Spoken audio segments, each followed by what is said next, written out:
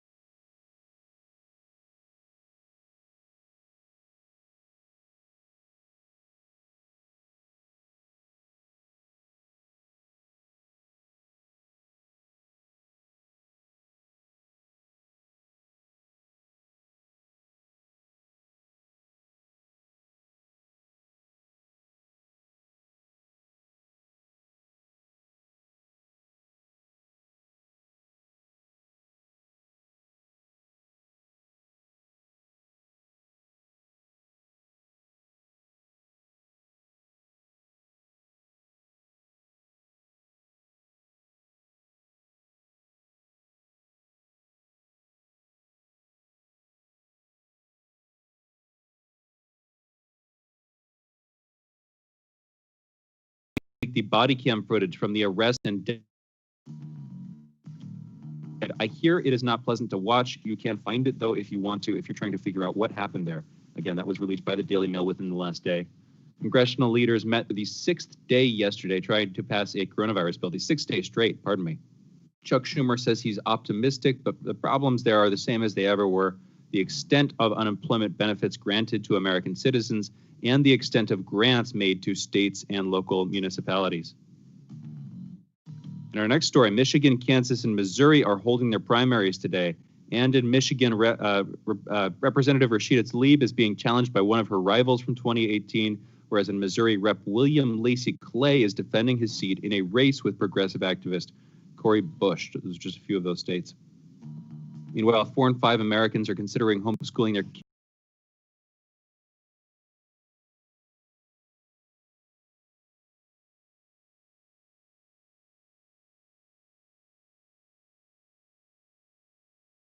In with this sort of push and pull on that story.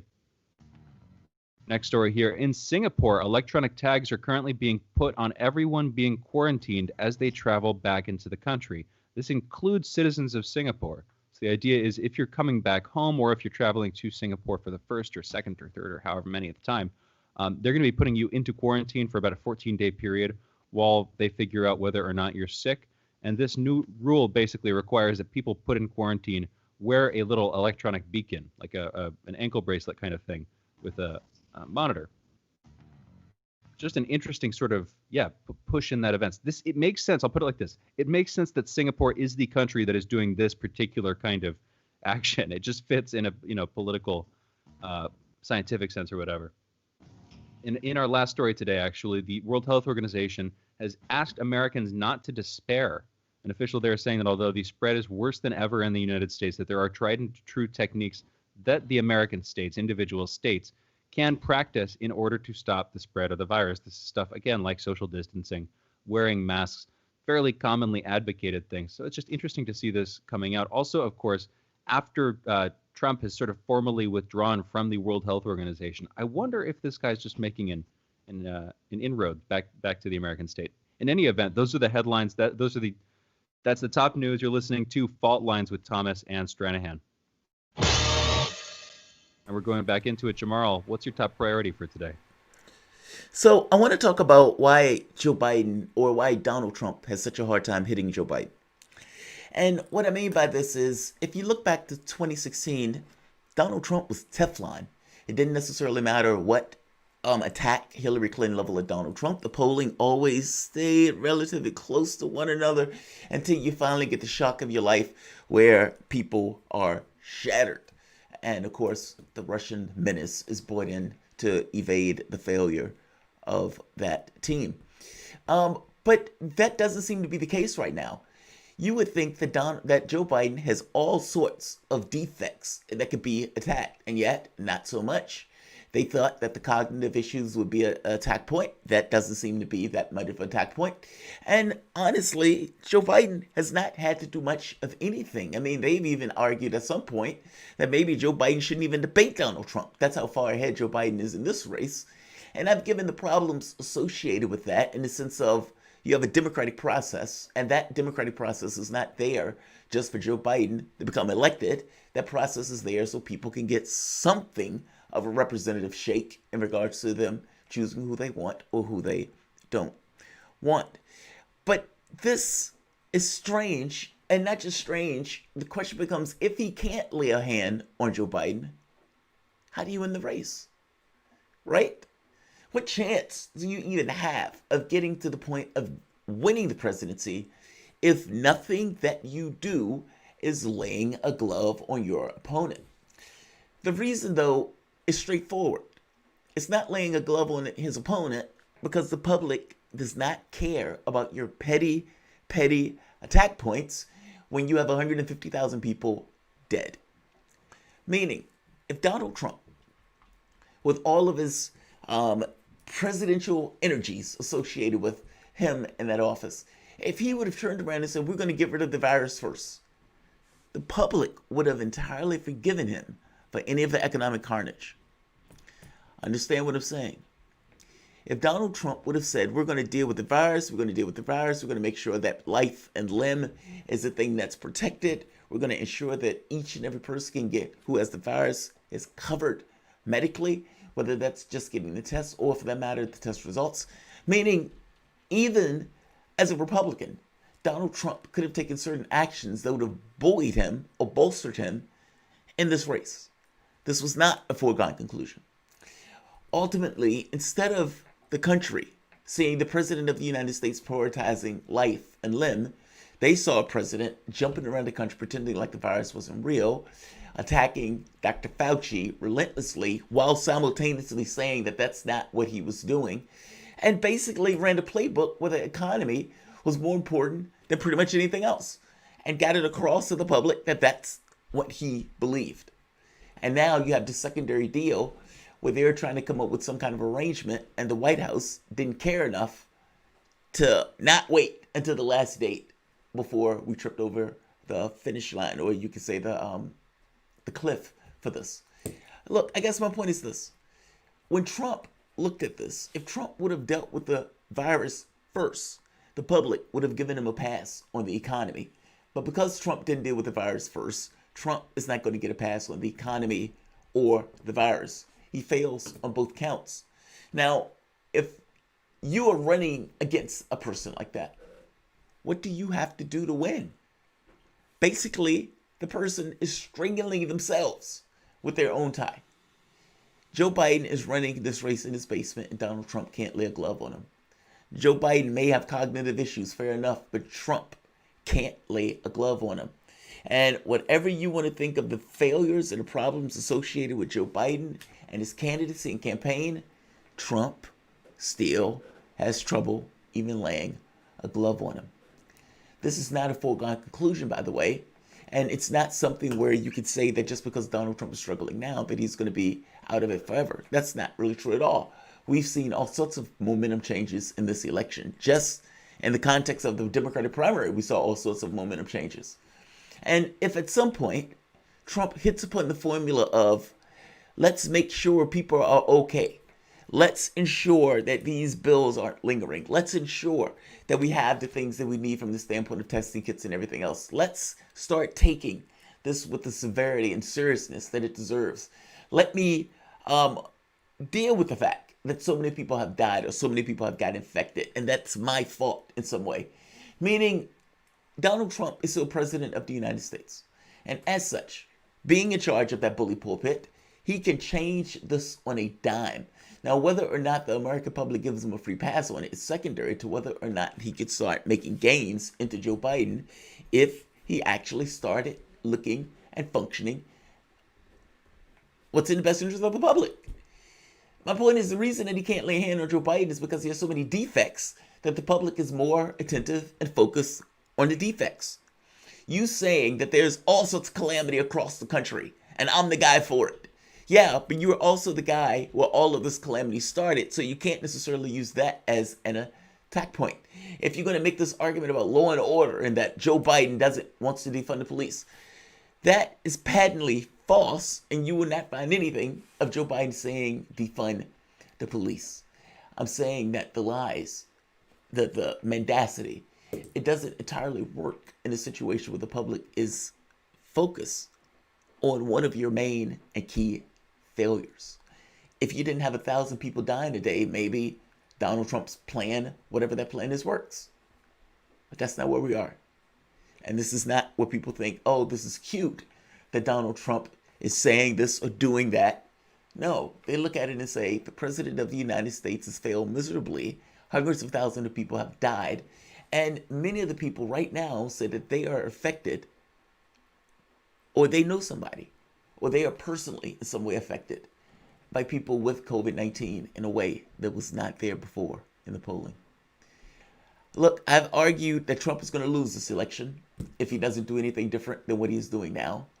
And whether it's an issue of ideology, whether it's a party, whatever it is, he seems entirely and incapable of doing anything different, even if that means losing the presidency. Shane, what do you think about it? I've argued that Trump loses this election. Not that it was a foregone conclusion. In fact, if it wasn't for COVID-19, I think I would have argued that Trump probably would have won it because Joe Biden was just that uniquely nothing. But now, I mean, it just seems like he's created a unique situation where, you know, the only thing that matters is getting him out of the office. And people are willing to accept anything from Joe Biden if that means Joe Biden could do the job in getting him out of office. That's a sad, sad place to be in as a country. And yet, I do think that's where we are. I think you're right. Have we talked about settle for Biden yet? We talked about that whole move. I don't know if we've talked about that, but let's talk about it now. The new group that's come up that's called Settle for Biden. That's so sad. Go ahead, explain, Shane. Yeah, so there's this new group, Settle for Biden. It's basically it's non-satirical as far as I can tell, although the satire writes itself. There's an advocacy group for Biden that it basically has as its slogan, Settle for Biden, with a bunch of shirts. Settle for Biden. That's the slogan. That's the logo. This puts you in mind directly of what we were talking with Ted Rall about a month ago. I've got to say, he was early on this, about Bidenism, about this idea that people are supporting Biden just as an anti-Trump vote, that's the core of the constituency there. That's what brings the demographic together or whatever. It's just interesting, man. Ted, I'll just give Ted the props, the hat tip. He was ahead of that stuff. Yeah, unfortunately, I mean, I don't think people have really internalized how bad this is. Like, right now, I've always said where the cusp of history screams to be changed or screams to be pulled or bent in your direction. And because of this game, this scam that has gone on for the past 40, 50 years, where Democrats have just basically moved to the right, taken all sorts of cash, and was able to remove any notion of accountability by slogans like blue no matter who or whatever. I guess I'm making the very basic point that nothing that you could get or nothing that you want changes. Meaning Medicare for All, just recently, Harris poll, 69% approval among the population. And Joe Biden would tell people to kick rocks. Whether you agree with it or disagree with it, I'm just making the basic point that in your party, not your party, Shane, but in a person's party, but Joe Biden's party, the overwhelming majority of the population said we want X, and Joe Biden says, I don't care. And the only reason Joe Biden can say, I don't care, is because basically you have nowhere else to go. Let's go to a break. You guys are listening to Fault Lines. My name is Jamarl Thomas. I'm here with my co-host, Shane Stranahan. This is Fault Lines with Thomas and Stranahan. We'll be back in a moment.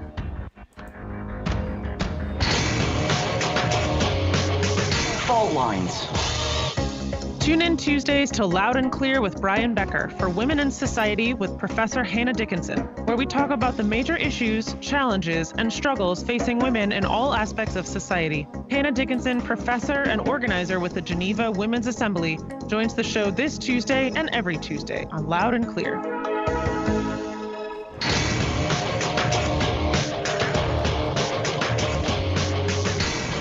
Fault lines.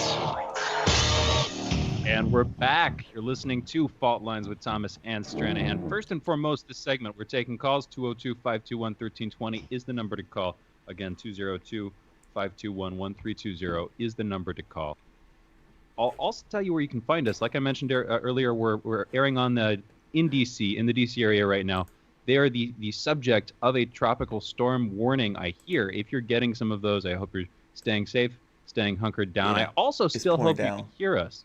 I know I'm making this very self-serving by using this to share our call numbers on radio. But in DC, you can listen to us on the air there, 105.5 FM and 1390 AM. In Kansas City, you can check us 102.9 FM, 104.7 FM, also 1140 AM. Oh yeah, we're taking calls this segment, 202-521-1320. Jamarl, you say it's pouring down. How is it for you out there? Yeah, it's pouring down over here. It's been raining all night here in either Maryland or in DC. And apparently the same thing is taking place in Richmond, where my mom is. So the weather will be rough. I mean, but to be honest, that's to some degree expected when it's really, really hot out, right? And we've been having some viciously hot days here and across the world. So I suppose it's to some degree expected, but still. And maybe you can even say it's necessary. But it is definitely pouring down. Yeah. No, that can be kind of scary. I've got to say, the thing about dry heat, wet heat, or whatever, the idea of humidity versus being out in some arid environment, you get reminders of that occasionally. I'd been out in DC. I was living in Virginia, in the Arlington area, so basically call it DC, and it was 90s and then pretty humid, and I thought that was bad. I came out here and it was like 110s, but it's dry. And it's actually it's a little bit better out here. It's not too big of a difference, but even though it's hotter, it's drier, so your sweat evaporates faster and you get cooler faster from sweating. So anyway, we're taking calls this segment, 202-521-1320. That's what we're doing. How sad is the settle for Biden thing? Like, when you think about it for the moment and you think that, all right, we got to get this guy elected, and you realize that, man, the overwhelming majority of the people aren't voting for him because of who he is. And so somebody says, okay, well, what about settle for Biden? Let's just hit it on the nose. And somebody else says, that's a great idea. And they put money behind this. Does that work?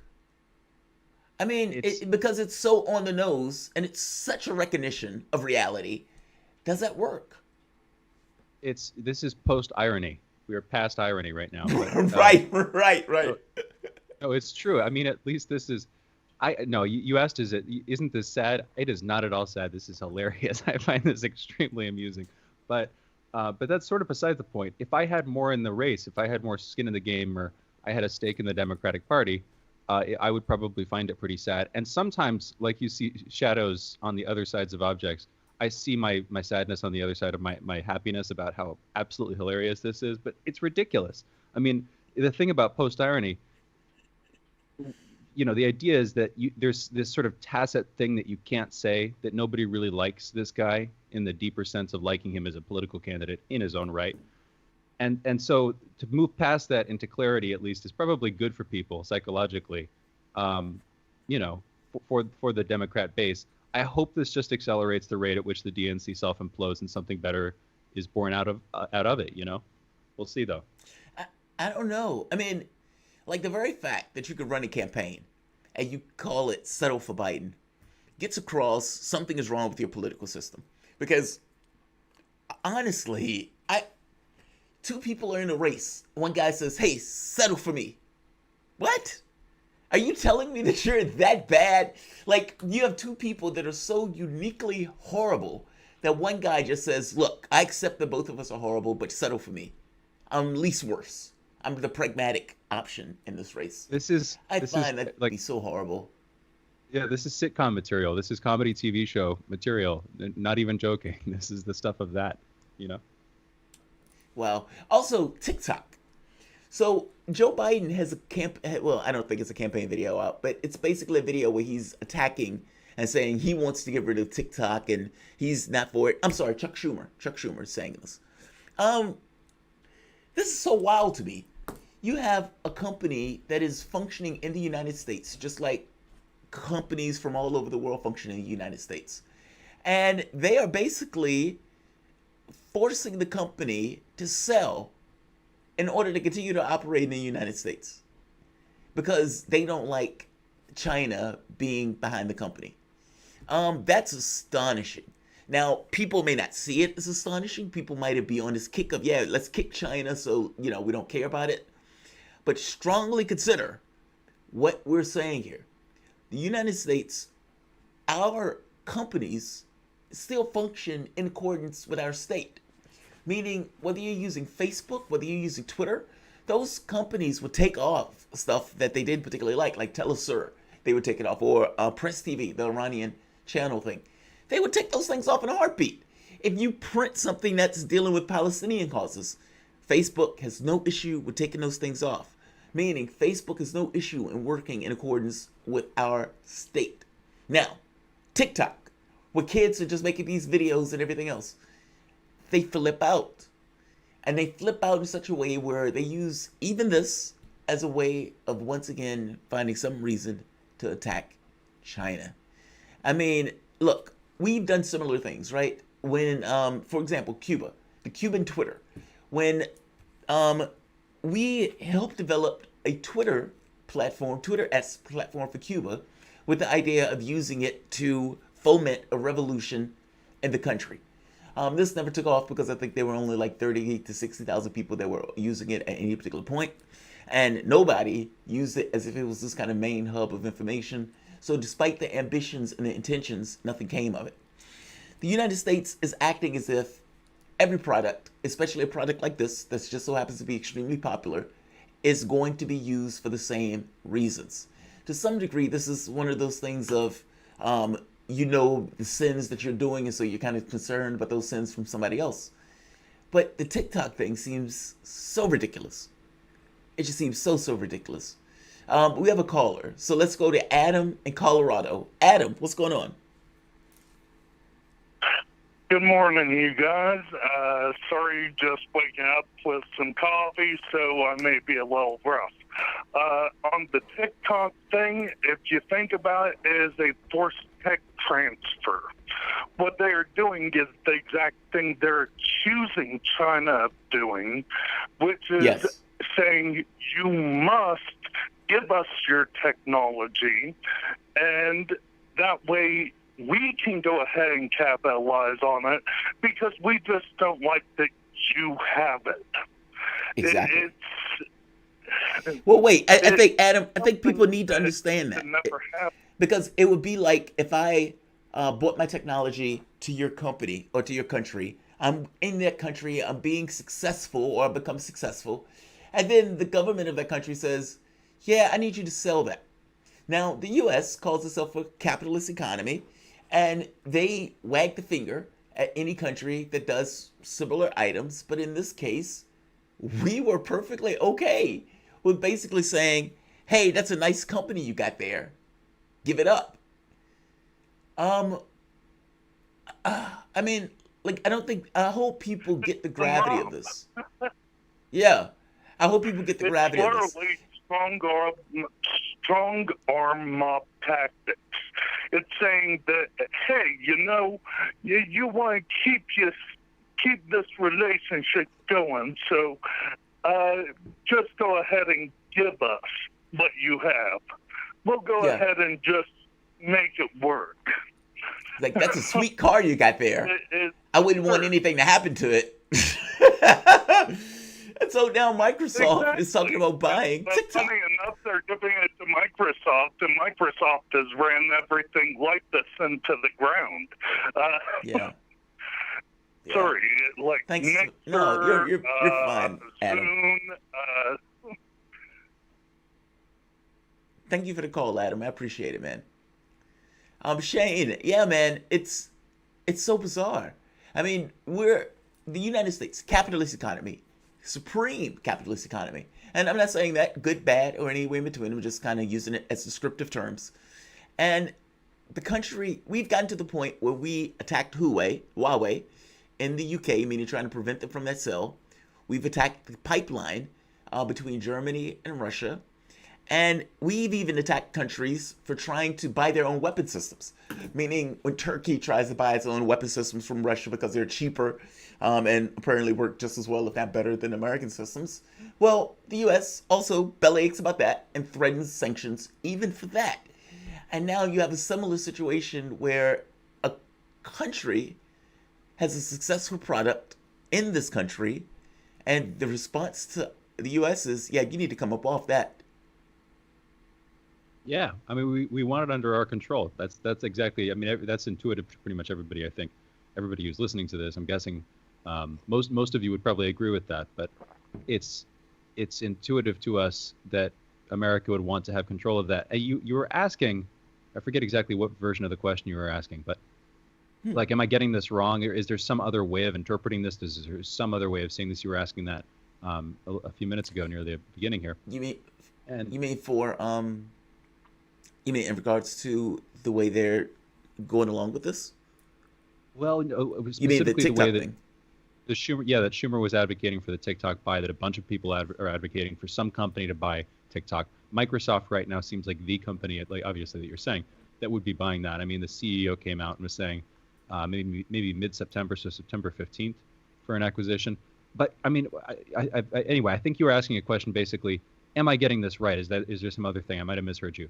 I was thinking to myself, I could kind of switch between two modes of seeing things. One that sees this as a sort of pure, realpolitik, just a national political thing, basically, where it makes sense in that way. And then it's like you switch into a completely different mode. And if you start to buy into the national security threat from China, it becomes very sensible to want to do this. Hey, there's this big company. A lot of young people specifically are using this app, so they're people who are susceptible, who might be sharing their information, who are going to become the leaders of the next generation. If you have this app that's being used for the next 10, 15 years, and if there's secret surveillance being done, just to take a look, for instance, at that one aspect, I can see how there's like a national security threat or whatever, quote unquote. So I can shift into that mode of seeing things. The problem, I suppose, with that is that in America, we already have crazy NSA level and beyond insight into our daily activities. I mean, just within the last couple of days, NSA with Snowden and other releases, with Bill Binney, with many people, we've learned a lot about what's been done there. But just look at the American credit agencies and look at how we get advertised to online, how the results of where we go gets tracked. Those get aggregated by these larger agencies, who then will sell those to companies, and I'm guessing submit those to the government in order to, again, provide further information about how we're working. That's a much more fine-grained level of detail, and it's by our own state, and it's happening to us sort of unwittingly. And so that's what I'm really worried about. So I can switch between these two modes of seeing the story, one that feels actually more accurate to me, one that fits the rhetoric that I'm hearing about it. But when I look at it again, we're doing that to ourselves, and I can't help but feel it's a bit hypocritical for us to be trying to buy them out. It does feel like it's more a political move than a moral one, Well, keep in mind, I mean, oftentimes excuses are being made for these things. I mean, how often do people do these things nakedly? I mean, even when Trump stole the oil from Syria, he just said we're protecting the oil. Steal or protect, there's a big difference in those words. And yet, that's kind of the way that stuff gets covered. So even in a situation like this, it's not necessarily done so nakedly. And I'm sorry, at this point, it looks like there needs to be some there to it beyond, we just don't like these guys doing that. Because it does come across as if it's being done entirely for political ends. And we don't like them having that technology. We don't want them in this country. We don't like that they're burgeoning or becoming a much larger economic force in this world.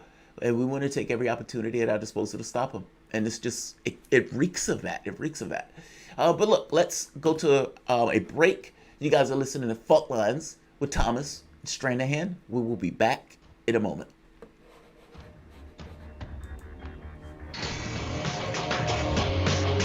Fault Lines. You're listening to Radio Sputnik. Hello, Peter.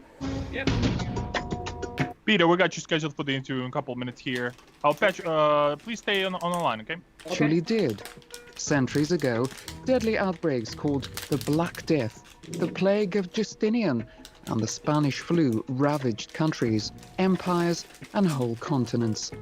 Some of these diseases are still present around the globe. Others have become a thing of the past. Discover how these ancient and not so distant outbreaks from previous centuries differ from modern-day SARS, MERS, and coronavirus pandemics. Listen to our new series, Outbreak, the deadliest epidemics in human history, this week on Radio Sputnik.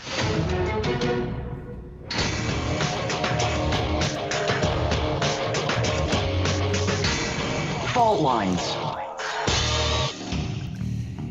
Welcome back to Fault Lines. My name is Jamarl Thomas. I am joined by my disembodied co-host, Shane Stranahan, coming to you out of our station from Washington, D.C. If you guys are living in the area, you are going to be in the middle of a downpour. However, you do have the benefit of reaching us or listening to us on radio at 105.5 FM and 1390 AM. We're also in Kansas City at 102.9 FM and 104.7 FM. If you are digging what Shane and I are putting down, whatever platform you're consuming this content on, give us a like, give us a share. But without further ado, the economic numbers have not necessarily been looking all that good. And considering the economics have not necessarily been looking all of that good, you would expect that the federal government would want to keep the economy and the American public, even more importantly, afloat. That doesn't necessarily seem the case. The extension, the $600, has gone up in smoke, and even the rental assistance that was taking place from the standpoint of the federal government, same thing.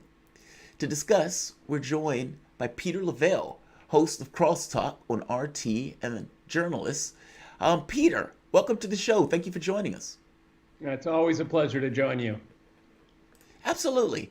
So, Peter, with everything coming to a halt like this, I mean, basically Congress waited up until the very last minute to do something about it on a date that they knew was there. Meaning everybody fully understood that all of the benefits and everything else expired on that particular date, and they still waited up until the last minute. Now, my argument has been that they've been using this, basically the desperation of Americans for leverage, and that each side believes that they can get something out of this.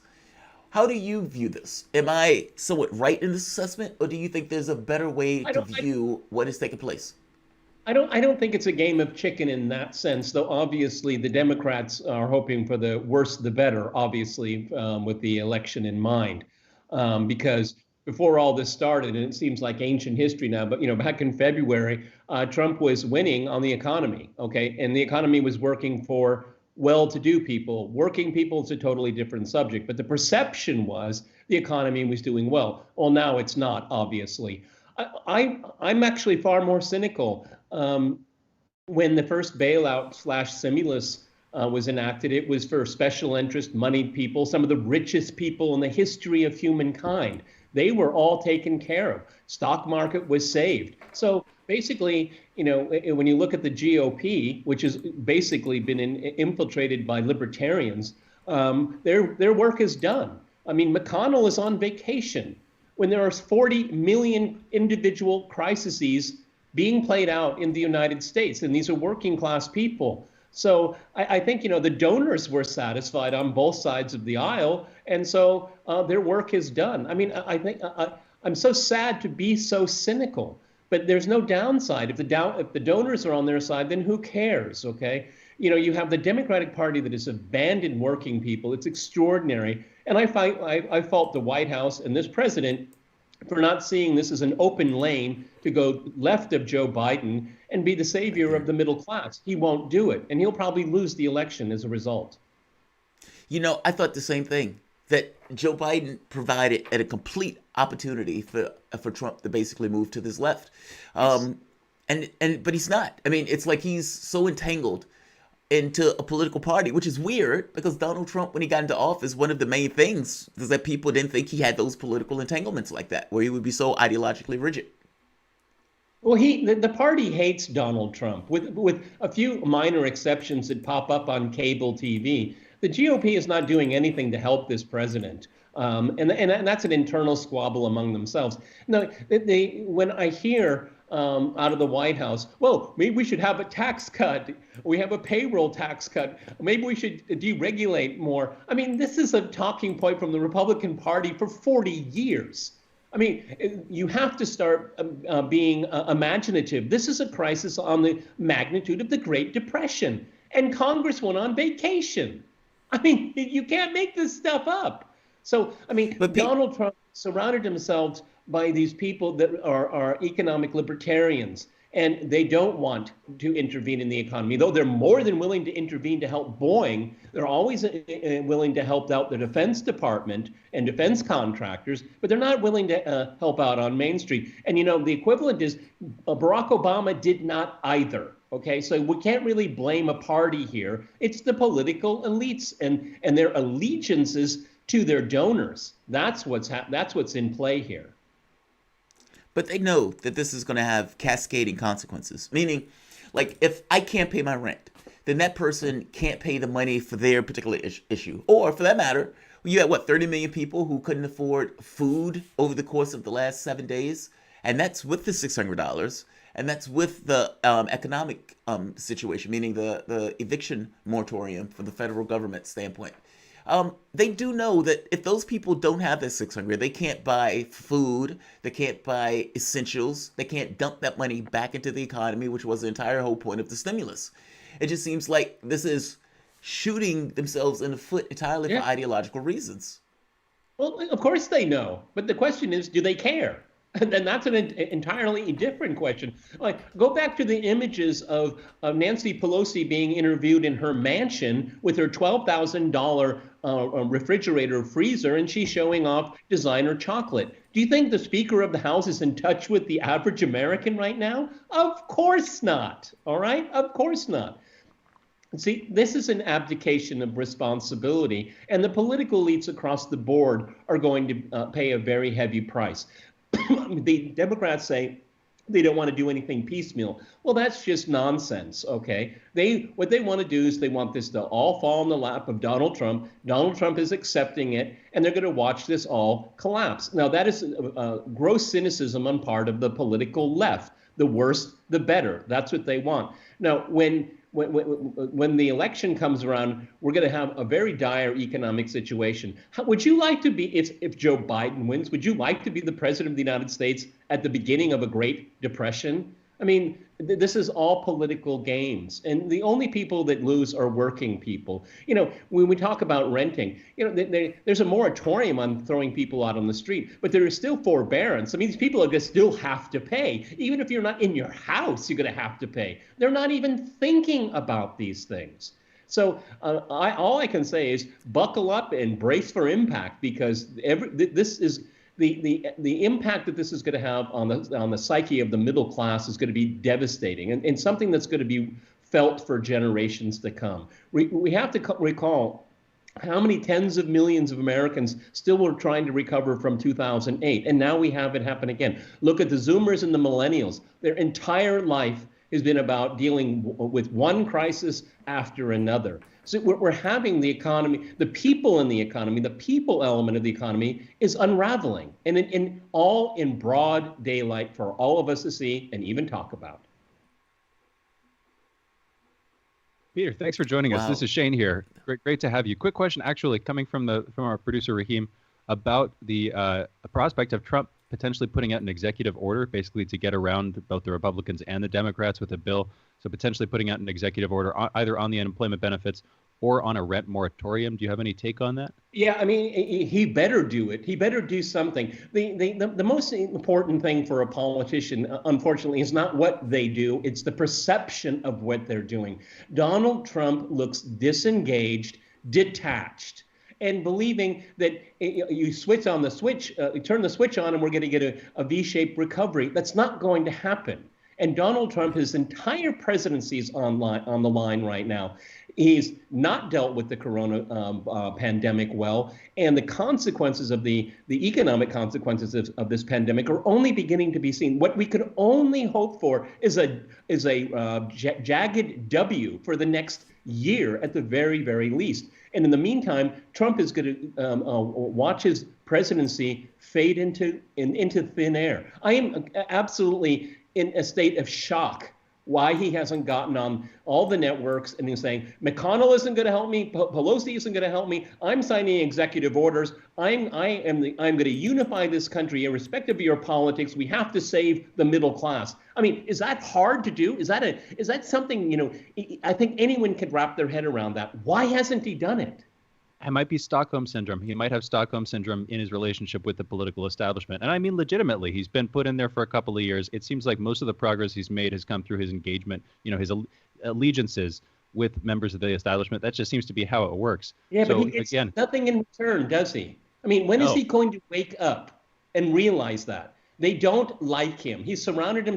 Jared Kushner, what in the world is he doing in the Oval Office? Okay. I mean, at the end of the day, he is the boss, and he has to make decisions. His hiring policies for the 3.5 years have been appalling, and that's on him.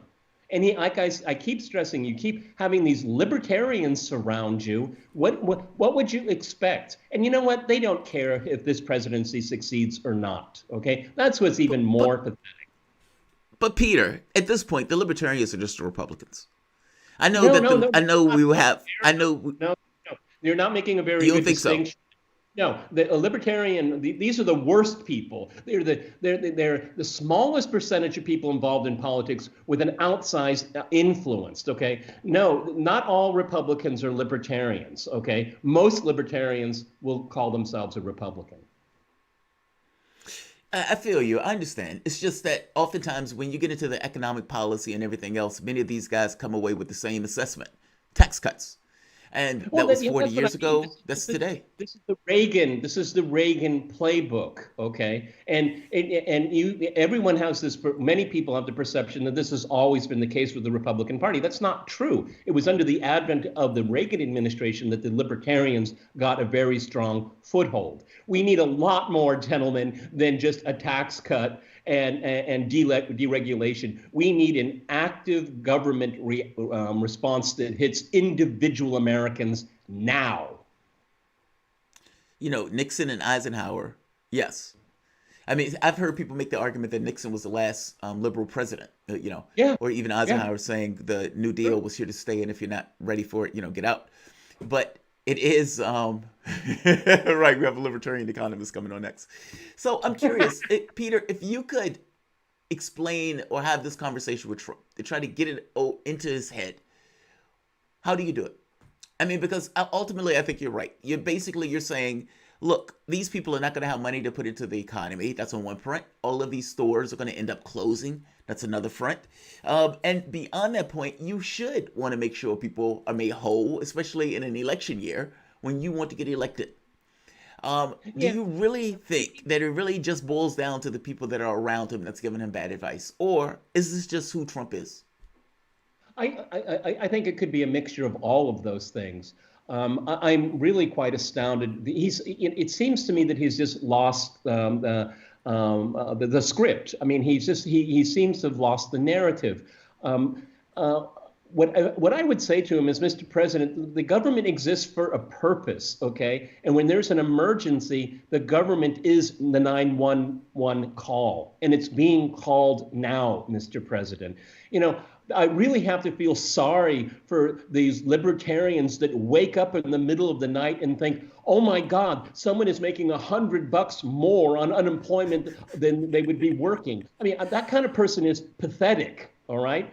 I mean, that's what we have government for, is to intervene when necessary and keep people and families whole.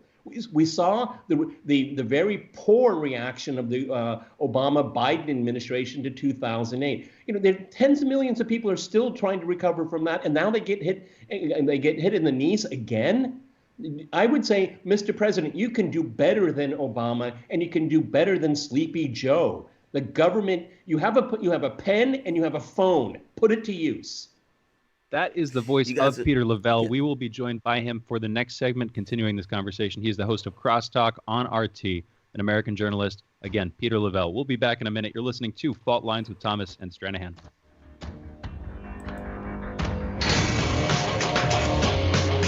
Fault Lines.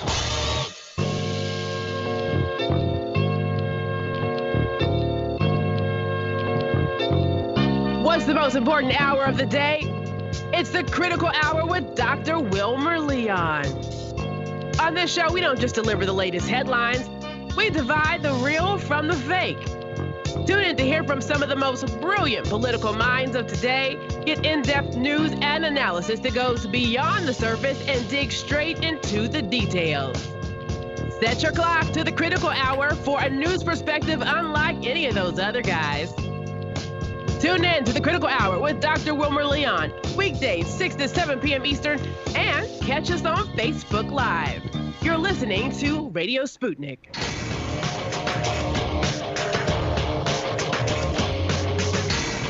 Fault lines.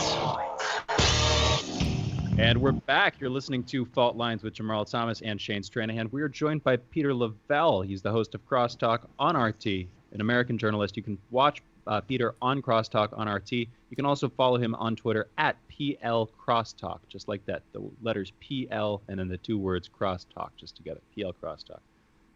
Peter, thank you again for joining us. I want to pick this thread back up for a second, then we can continue the conversation. We're talking about Biden presidency, prospects of that. Also, obviously, the economic catastrophe ongoing and Trump's apparent inadequacy in responding to that. At least that's my take.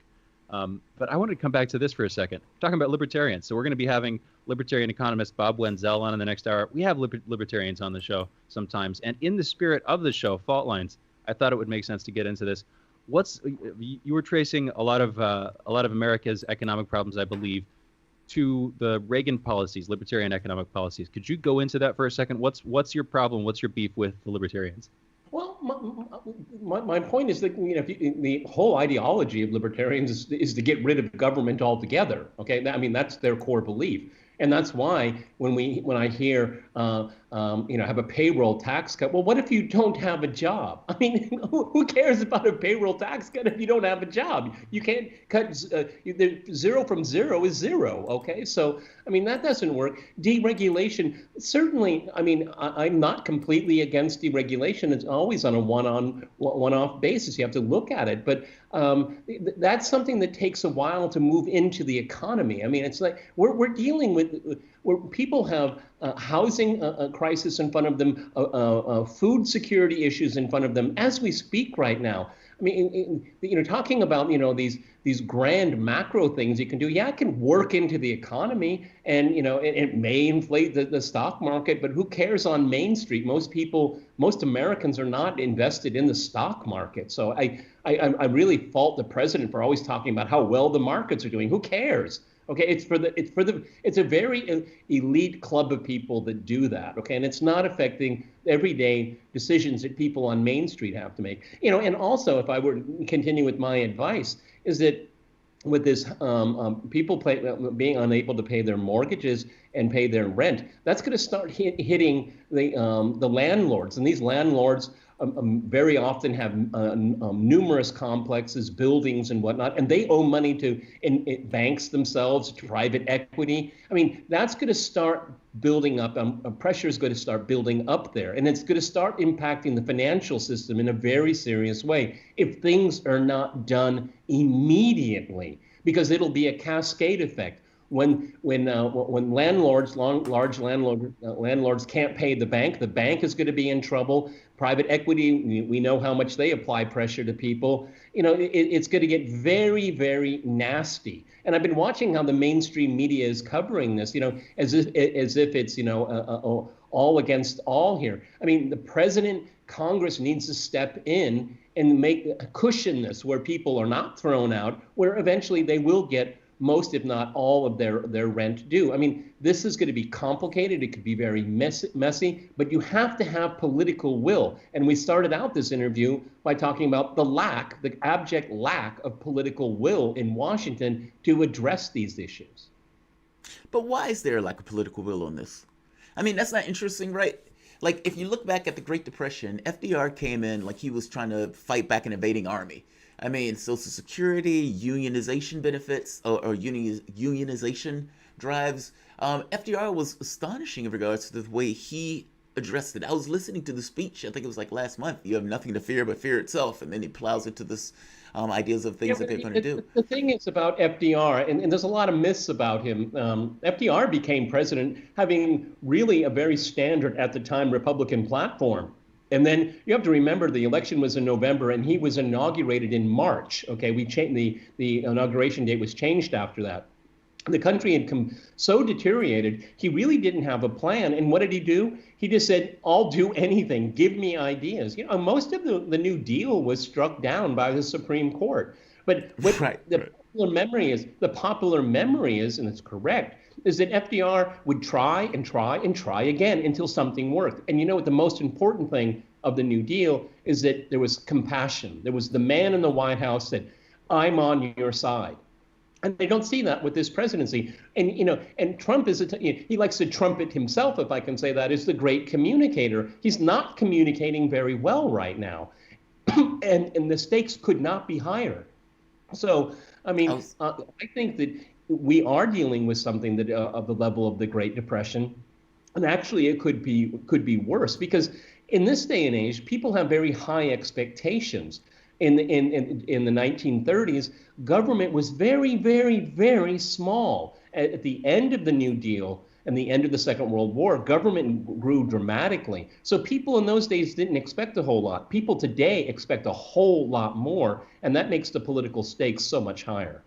What's confusing for me is what form any economic recovery would take. We would have to dramatically shift the nature of our economy if you wanted to stimulate production in the way that we did with the New Deal during that era. I just don't see how that could work with the coronavirus. Any public works programs, any concentrated effort to coordinate people's efforts to produce things on some larger scale, whether it's infrastructure, whatever the case may be. Yep. I see that falling flat just because that's what shut us down, was we can't go out and do that. What form do you think that should take? I think putting money in people's pockets, number one. And what will they do with that? They will pay their rent. They will pay for food. They may be able to pay off some debt.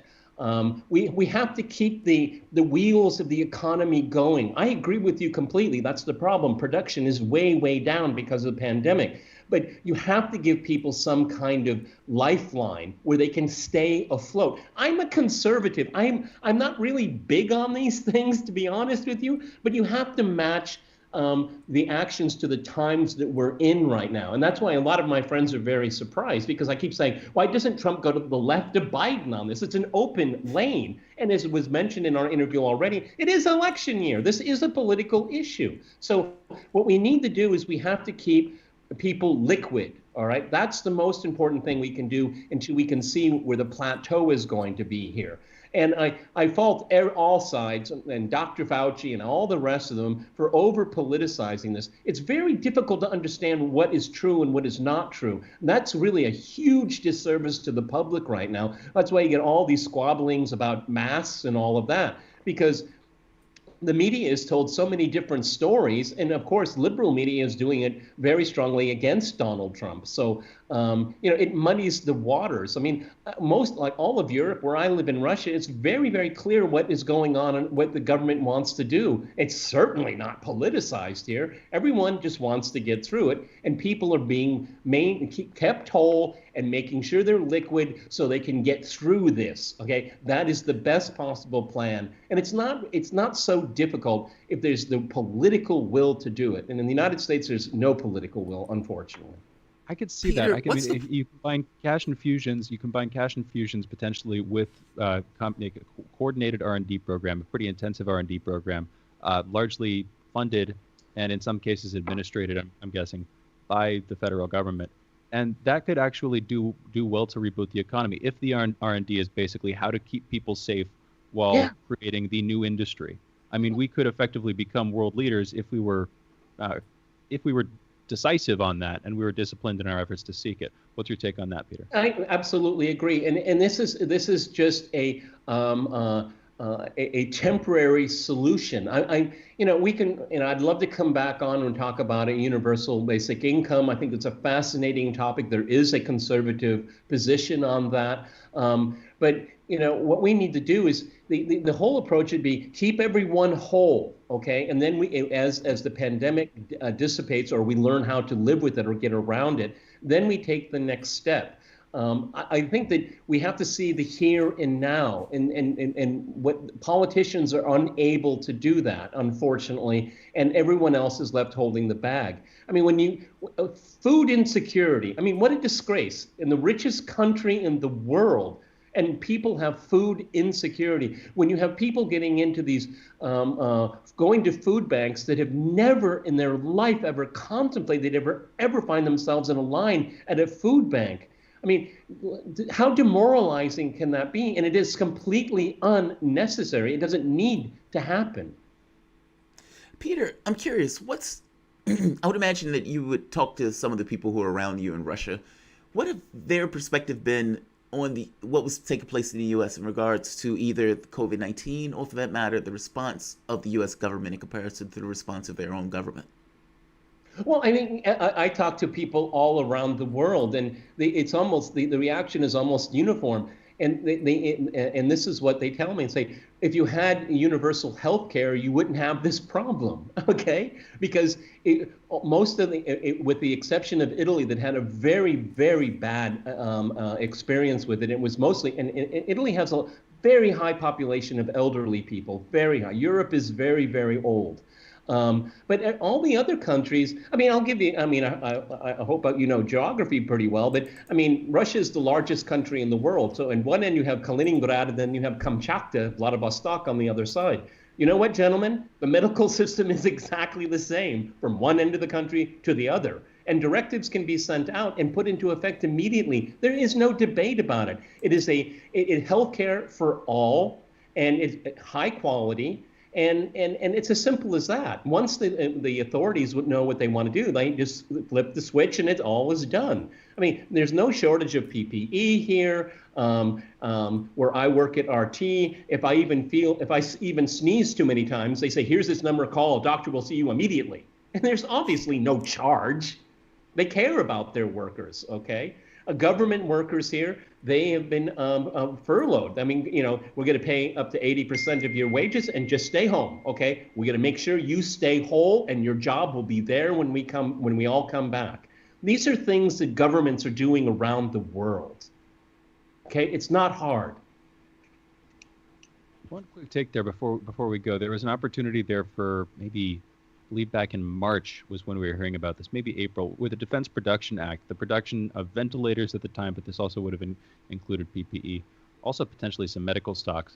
At the time, I mean, this was one of a number of efforts that probably could have been made. Maybe this wouldn't have been significant, but regardless, this would have been, I'll use the word muscular on Trump's part if he had done this. Now, at the time, I remember potential pushback being people claiming that he would basically be seizing the economy, or this would be a step towards a fascist state. But what do you think? Why do you think he didn't do that? What do you think he should have done differently? Just briefly, in closing, about 30, 40 seconds left. Well, I really, what I think he should have, look, all governments have made mistakes during this. Okay, let's be fair. Let's be fair to everyone.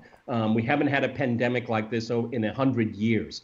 But I think what Trump should have done is be the CEO that he likes to call himself, and is marshal his forces together and say, give me the immediate plan, the intermediate plan, and long term, depending on how this plays out. None of those things happened.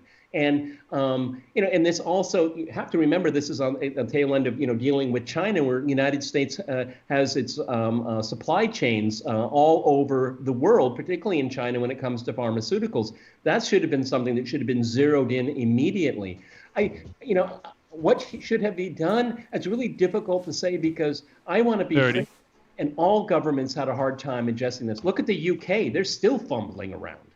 I hear you on that. All right, that was the voice of Peter Lavelle. We'd love to have you back on soon. For those listening, Peter is the host of Crosstalk on RT, an American journalist. He'll be back in just a minute for another 2 hours. Fault Line with Thomas and Stranahan.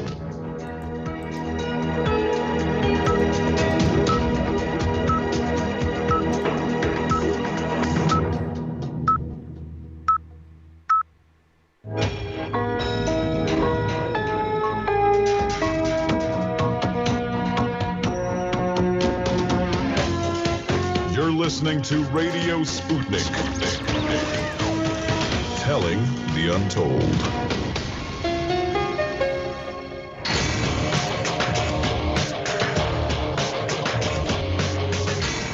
Fault lines. Welcome back to Fault Lines, live from the divided states of America. Welcome to your daily inoculation for propaganda. In the left corner, I am the indefatigable, ever-vigilant, the last antibody to a sick and seizing political system, your political analyst, Jamarl Thomas. And in the central corner, I'm just going to pause there. There is no central corner. I don't know how you could have a central corner. But in the central corner, I am investigative radio show host, Shane Stranahan. You are listening to Fault Lines with Thomas and Stranahan. Carl, I'm sorry for interrupting your flow let's- here real quick. I just wanted to be confusing there with the central corner thing. That was intentional. You shouldn't. No, be no, covering you're your ground. fine. You're fine. There It's is- like you're in a circular room. It's like go sit in the corner. It's like, oh, there are these mind games. You're trying to torture me. All right. So Hurricane Isaias. Let's do the news. In the news, Hurricane Isaias, and I'm pronouncing that wrong. How do you pronounce that again, Shane? Isaias. It's Isaias. Okay. Hurricane Isaias hit the Carolinas overnight. People there are being warned about flooding after 2 have lost their lives so far. Tropical storm warnings are being sent out to areas along the eastern seaboard, including Washington, D.C. Trump claims he has authority to issue an executive order on mail-in voting, the increasing use of which, he argues, could increase election fraud and uncertainty. There's also the upcoming September 17th hearing in the House Oversight Committee, in which the new Postmaster General has been invited to discuss the changes into the United States Postal Service that have added delays in sending packages, including getting rid of overtime workers for employees and keeping mail until the next day if postal distribution centers are running late. Those have had severe consequences, especially in the context of voting. The Daily Mail has leaked body cam footage from the arrest and death of George Floyd. It is not pleasant to watch. I've seen a bit of it. It is not any more pleasant to watch than the previous one, if not even worse to watch. He was terrified. And I don't know anybody who gets their kicks and gets their thrills out of seeing a human being scared for their life, ultimately thinking this person is going to kill them, and the person actually ended up killing them. Yeah, it's not easy video to watch. Congressional leaders met for a 6th day yesterday to try to pass the coronavirus bill. Chuck Schumer says he's optimistic the problems are the same as they ever were, the extent of unemployment benefits and grants to state municipalities. Michigan, Kansas, Missouri are holding their primaries today, and in Michigan, Representative Rashid Tlaib is being challenged by one of her rivals in 2018. Now, William Lacey Clay is defending his seat in the race against progressive activist Cori Bush. Now, that is a race that I have been paying a lot of attention to. I am hoping Rashida Tlaib wins her race, but I am really hoping Cori Bush gets her seat.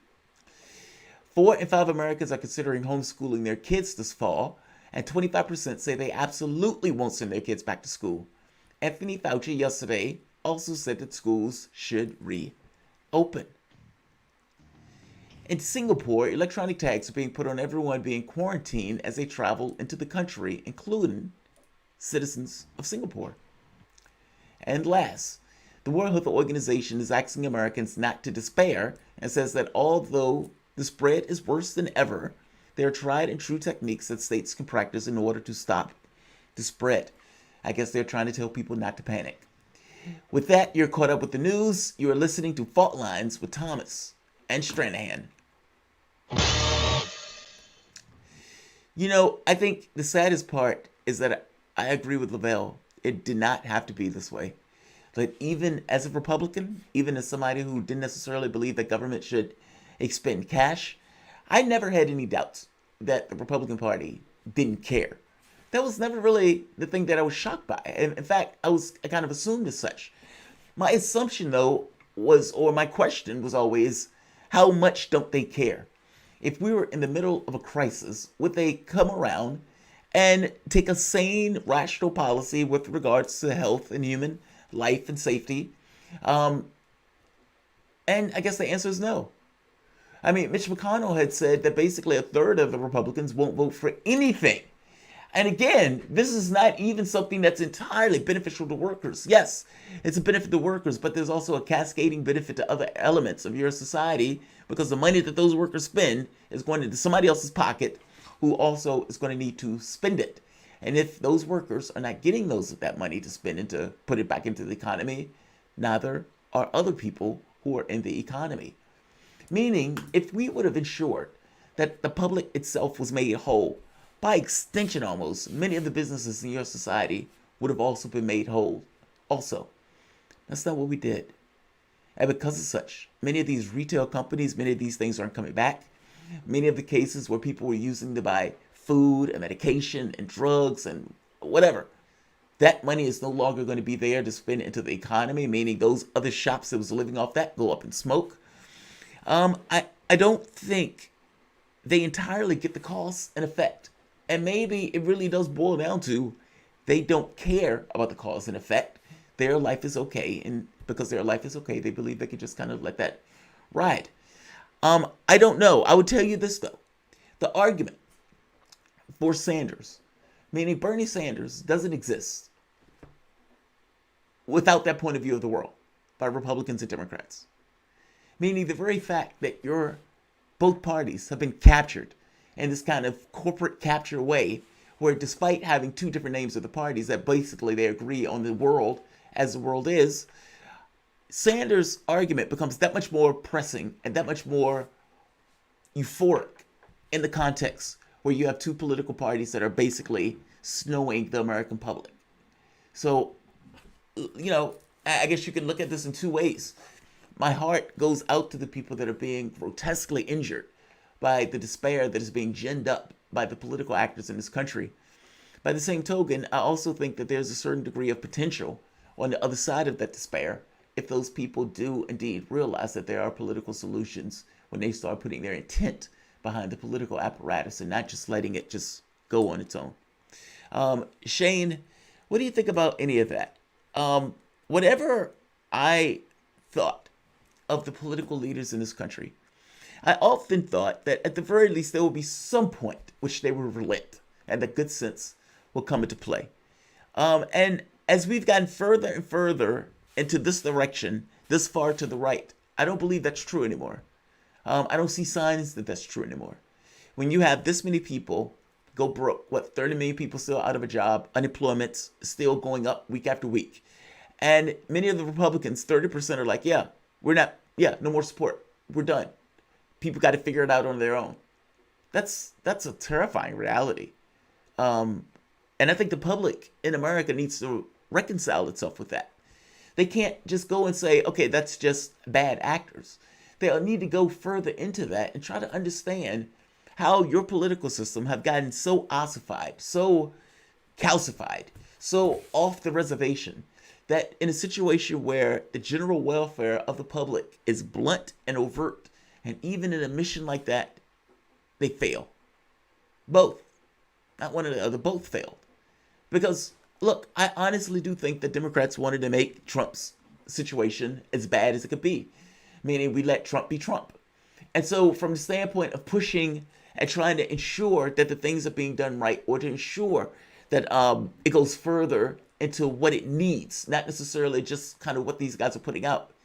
Well, when you don't do that, and you come up with this scenario where it's like, all right, fine, we're going to let Trump get what Trump wants, and we're going to let the world fall apart as such. I do believe that Democrats may be as cynical as that to allow such a thing to take place. By the same token, Trump has been incompetent enough to allow such a thing to take place also. So I think both of our parties are in these horrible political situations.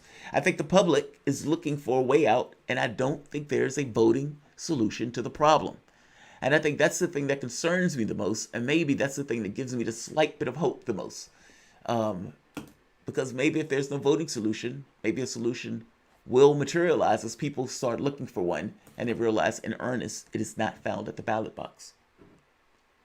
Yeah, there's a lot of implicit stuff there, or a lot of tacit stuff there. I mean, it really does.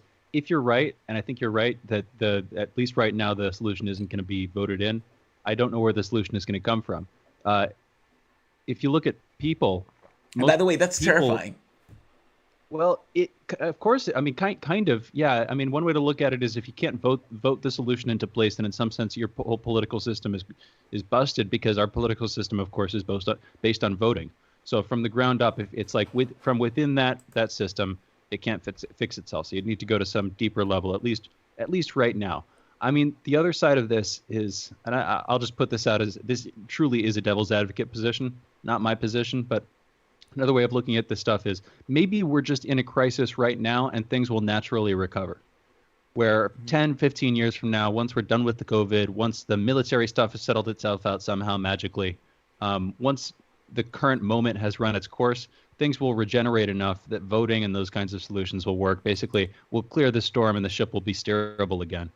I don't genuinely hold that position, so I'm not going to defend it, but it's a possibility. It's kind of a legitimate lurking one that we're not talking about, that we're in a crisis right now, but it might recover and things might be okay. But that's not my take. My take is things are busted, things are messed up, and from within that lens, if you can't fix the system by voting, then in some sense you've got to go deeper or outside of it to fix it. You've got to go to the foundations or to the firmament or something. You've got to go to whatever is ultimately sustaining or supporting or guiding it. And I think that's where we are. The problem is I don't see who the hell is going to do that. I don't see the American people or different subgroups within the American people either engaged enough or statesperson-like enough. I'll say that again. I don't see either people being as engaged in their political system as they could/should be, nor do I see people being as sort of willing to compromise and both pragmatic and idealistic, but able to negotiate between different perspectives, which is fundamentally what you need in a sort of cultural war moment that we're in. I don't see the opportunity for that, at least not right now. So while I'm focused on, cultivating in myself and in my own people and, supporting that kind of stuff in the world, that's a longer process. That's a 10 to 20 year process. That's not a 3-year or a 5-year or a 1-year process. And that's where we are right now. So I don't see a solution to this problem in the current moment. I'm going to throw out a brief note. You can call in if you want to. 202-521-1320 is the number to call if you want to call. Again, 202-521-1320. We're taking calls until about 8:30, so for about another 15 minutes. I think the thing that's painful, especially Sanders supporters, was that in the same way when you were talking about the world and you're saying, look, the technological innovation, coming up with new solutions and plans, and that as human beings, we have all of this technological know-how and we have resources so we can put that stuff to good ends. I think the thing with Sanders is that we look at our world, especially on the left, and I can't speak for anybody else, but on the left, and we think to ourselves, this world can be a better place. Not just can be a better place, there's no ultimate point to it. We choose our point. And the point that we end up getting pushed into or nudged into, or not even nudged, yanked into, is basically to spend the large part of your day and time working to make someone else profitable. And, after decades, centuries of this, and let's say decades, you finally get somebody in the political space to call that out and say, hey, that's a problem. Maybe our life shouldn't be organized in this way. Maybe there are higher and better things that we can strive for, not just as Americans, but as human beings in and of itself.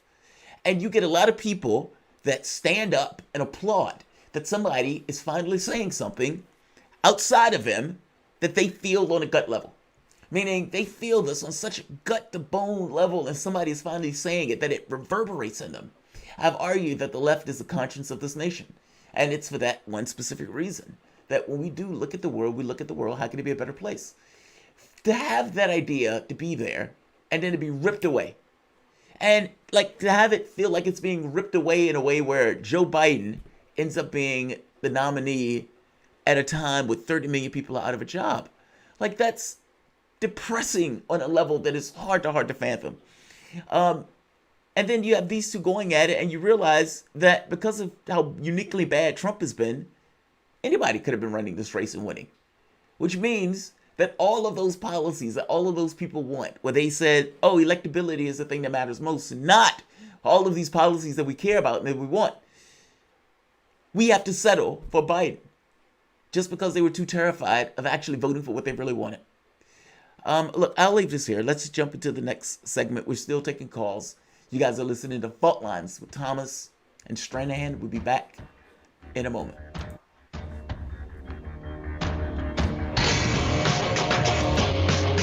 Fault lines. Tells you more. Want to talk? Get in touch with us at radio@sputniknews.com. Tune in to Loud and Clear with Brian Becker for the latest news, commentary, and political analysis.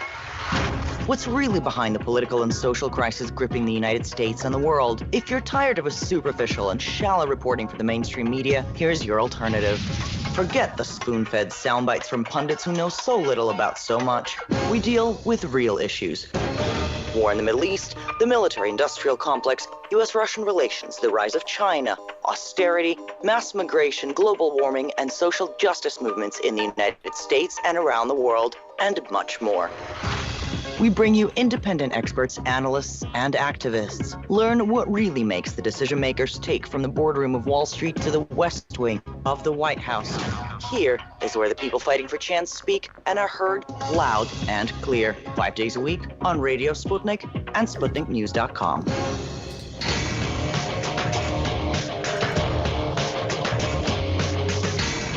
Fault lines. Welcome back to Fault Lines. We're coming to you live from DC. If you're in the area, you can listen to us at 105.5 FM at 1390 AM. For that matter, if you're in Kansas City, you can hear us at 102.9 FM and 104.7 FM. We were having a conversation about this kind of lack of hope or loss of hope and how painful it is. It's one thing if you're operating from a position of just cynicism where your world is just dark and you just exist and accept the darkness. It's another thing when you see the light at the edge of the tunnel and you find out it's a moving bus. Those things are that much more painful to deal with. And I think, on some degree, many of the people who are Bernie voters that might be out there in those streets right now protesting, a lot of it comes from there. And that's not the easiest thing. We have a caller, so let's go to the caller right away. We have David in Florida. David, what's going on? Good morning, gentlemen. What this virus has done is it has exposed our political class in Washington that they don't care about their voting people. Last week, the Democratic Party would not even adopt anything that 80%, 60% of the American people want. They said no. Pretty soon, the only thing that's going to be is that the pitchforks and torches are going to come out, and it is not going to be a pretty sight, and it could be before the election. Nobody is giving a crap. Wait, real quick, David.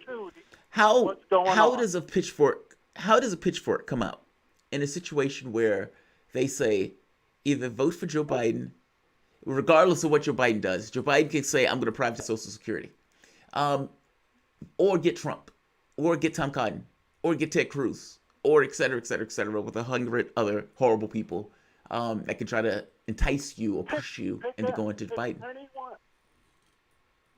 Pick anyone up there. They're not going to do any better because they do not have the American people's issues as their issues. It's always somebody else's who's bankrolling their elections. I mean, I understand that. No, wait, David. I do understand that, but that's a bit Pollyannish, right? And I don't mean that in a horrible way. I just mean the majority of the people who are voting don't get what they want electorally. I mean, I forget the name of the test. I think it was a Princeton study that what most Americans want in the voting standpoint comes across as statistical noise. So it's not even a situation where your representative government is all that representative. 90% of the races are chosen by the side with the most cash. So in one case, these guys are bought, and in the other case, the only time the public really gets what it wants is if it coincides with something that someone of means wants. So this wasn't new. So why is this all of a sudden the way it is now? Is it just an artifact of the virus and just that people were stuck in their homes and that people were dying off? Like, is that where this much ire is coming from? Because from a political standpoint, it wasn't like the American political instrument was attentive to American needs anyway. Up until this point, most of the Americans really didn't care what Washington was doing. And that's the American people's fault, mind you not. When you have less than 60% of your people voting, there's a problem with the system we have. I don't know exactly what the answer is. Maybe get the money out of politics, but I don't even think that'll work. Will be a start. Thank you for the call, David. Yeah, Shane, what do you I think? mean, I think his last point was actually pretty spot on. This has hit people. The coronavirus has hit people personally and pretty much universally in a way that, as far as I can tell, is unique in living memory in America. I mean, even something like 9/11, where it was a cataclysmic event, even the various recessions, you're somewhat disconnected from them. You might lose your job, and so a lot of people will get hurt, but it's not universal. It doesn't really impact everyone. This has impacted everyone. And 9/11, even though that was a universal experience, it didn't significantly change the course of your daily life. You know, you would have to go through additional screenings when you were traveling, and some new security measures were imposed, and with the Patriot Act and all this stuff, there were definitely changes in the sort of ambient temperature of public perspective on these things. But still, the coronavirus has dramatically changed how people live.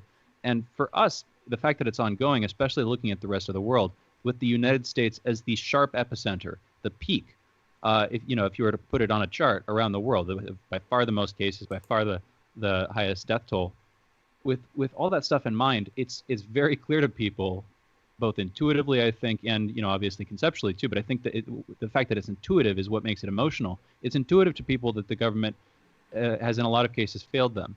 And so I think for people on the left, it's easy to point fingers at Trump. And I think some people on the right are legitimate in pointing their fingers at Trump too. He sure is culpable. But there are plenty of others too. It's a whole arena of culpable people, the names of many of which we don't even know. And I think just the distrust and the disconnection. And the thing is that's you could see that promoting some actual political change, but because the situation, because the election this year, which is going to, of course, dominating all political opportunities as it does in the American political space, we're because it's this false choice between two terrible candidates, in my opinion, that change isn't going to come in that form, at least not this year. So I think that is going to keep building. Now, it's a question, because this seems to be a unique circumstance, of whether, if you're watching the course of the virus, whether it causes people's irritations and stuff, whether it keeps those going, whether it's a continuous active thing, or whether they dissipate because people are stuck in their homes and choose to entertain themselves and they kind of get used to it after a while. That seems to be a legitimate open question to me. I don't think there's any precedent for understanding it, and that's, of course, going to weigh heavily on the course of events over the next couple of years. But who knows how that's going to go, Jamarl? Yeah, I feel you on that. It's funny. If it was me, and if my name was Donald Trump, I would care more about getting elected than anything else. And I would care so much more about getting elected than anything else. It would not bother me one iota to try to push through Medicare for everyone with COVID-19. I would even say it like that. I would say I'm pushing Medicare, and I would move to the left of Joe Biden.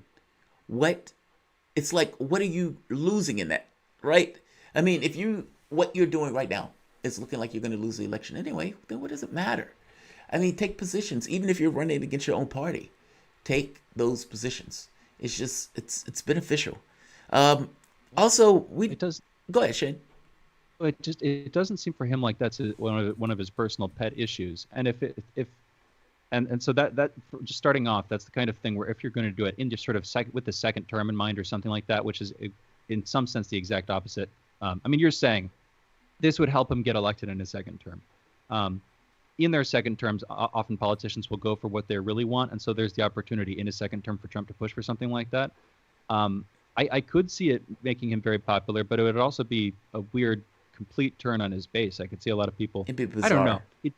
He'd probably win more people than he lost. But the big thing that strikes me about that is that as soon as you go head to head with the current medical industry, which in large part you would have to if you wanted to get something like a comprehensive Medicare for all package through, as soon as you do that, the optics are going to be terrible. And so I just know for him, I don't think it's even on his mind, but if he started to think about it, I would imagine that he would foresee everybody coming after him like he's used to them coming after him constantly for the last 4 years. Trump has used the term COVID, what is it, Medicare for everyone with COVID-19 or something. Like, this was the stuff that he was throwing out. And even the healthcare thing that he's doing right now. This is basically socialized medicine without using the term socialized medicine. I mean, he's being too cute. I mean, it's like, all right, we're going to chain the cost of our drugs to socialized countries. So wait, doesn't that mean that the drugs are basically tethered to socialized medicine countries? Yes, it does. Like, well, I'll put it like this. I could, if some people were to come out, if some people, if more stories came out about how hellaciously expensive it is to go through COVID treatment on or off insurance, whether or not you have insurance, if that started to become a sort of story, I could see him responding to that and starting to push for it. I could see that happening within the next 80 days or so. I could see that shaping the election cycle. So I could see something like that happening optically. It's a matter of said something wild getting that about the narrative evictions. out, Well, right, but he said something that was mind-blowing about the evictions thing, saying like he'd stop it or something like that, like he didn't know that the evictions were going on or was going to take over. I guess I don't know how you sit as the head of your country and you have this much calamity taking root and people dying, people like out in the streets being angry. I mean, there's the Aurora, Colorado, that's another area of protests. Portland's still going on. You have these fires that are going on in your country and he just seems out of touch. Look, Joe Biden does too, by the way. And this is, I guess, where the angst comes in. Honestly, Shane, a year ago from today, I would not have imagined being in this situation because it never occurred to me that Joe Biden could potentially win. It's a painful realization for this slow walk where Joe Biden is basically winning a race that he's not necessarily even running for. But instead, Trump is just drowning. It's not so much that Joe Biden is swimming faster. He's just not sinking to the bottom. And Donald Trump is. And unfortunately, I know a lot of people think, oh, that's great. I'm telling you, that's not great. Because the only thing that you had at your disposal to get anything out of Joe Biden, any kind of real substantive change, the guy dropped out of his race in the 80s for lying flagrantly. Meaning, if the person hasn't necessarily made a real come to Jesus, then you're still stuck in a situation where you don't necessarily know whether or not the person is telling you the truth when they're promising you stuff. In this very specific case with Biden, even beyond what he's willing to go, meaning from the standpoint of policy, it is so out of whack in regards to what is taking place right now, in regards to what you would expect. And the reason that Biden can do that, the reason he can stay in his basement, the reason you can have a team called Settle for Biden, is because he understands you have nowhere else to go. And it's not about what he's going to do as policy. It's about everything to do with just not being Trump, which means that whatever you want from the standpoint of policy, whether you're on the left, right, in between, wherever, your ability to pressure evaporates. You have nowhere else to go. The accountability being basically destroyed. All of those become part of the political space because of how bad Trump is. And that means that for the rest of us, Jamarl, let's go to calls. Yeah. I don't want to. I don't want to cut you off. We've got callers to go to. We've got to. We should, my bad. I'm sorry. I didn't see him. Oh, you're totally good. Joe from Pennsylvania. Joe, you're on. What's on, Joe? Yeah. So I live in Western Pennsylvania, and I can tell you just anecdotally, Trump still has a lot of support in places like Ohio, Michigan, Pennsylvania. But my comment was where I thought it went wrong with Trump is he brought in too many Reagan nostalgia people to give him advice. Because this is, I mean, it's like he's if Obama was Bush's third and fourth terms, then Trump's become Reagan's third term. Is how I look at it. So. Interesting point. Yeah, it is interesting. I didn't think Reagan could get elected today, but you might have a point in regards to some of the people who are bringing in the like the Laffer curve type people. Let's go to another caller. We have, let's see, Rave. In Atlanta. Okay. Exactly, Rave from Atlanta. Rave, you're on the line. What's going on, Rave?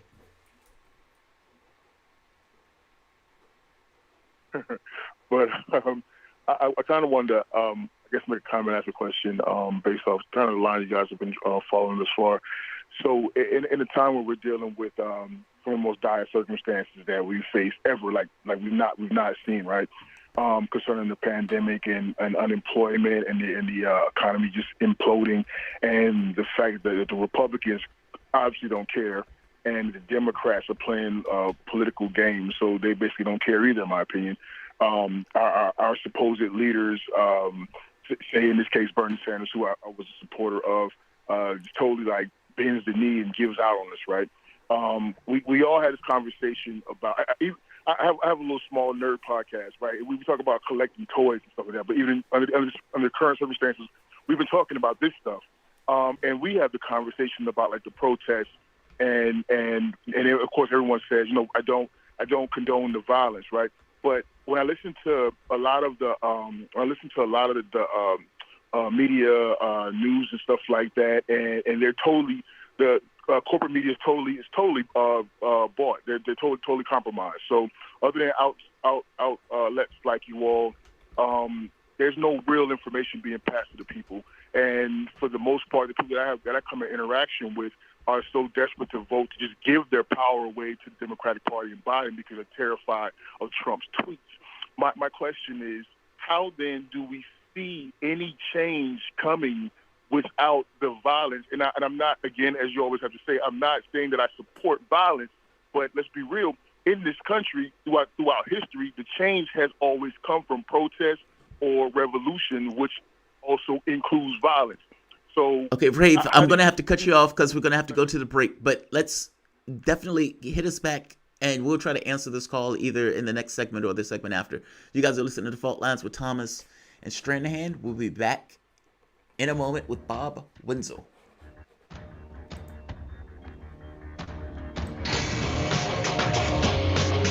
Fault Lines. We are above all the latest developments, and we don't take any sides. Radio Sputnik, telling the untold. Shooting from the lip. We're taking no prisoners here. Real opinions for real people. So where we bring you people with controversial views, and instead of trying to catch them out, we actually let them expand on their views. What's going on in British politics, European politics, and indeed in world politics as well. And wherever you are, whether you're a UKIP supporter, a Tory or Labour, everything is in turmoil. John Gaunt. Shooting from the lip.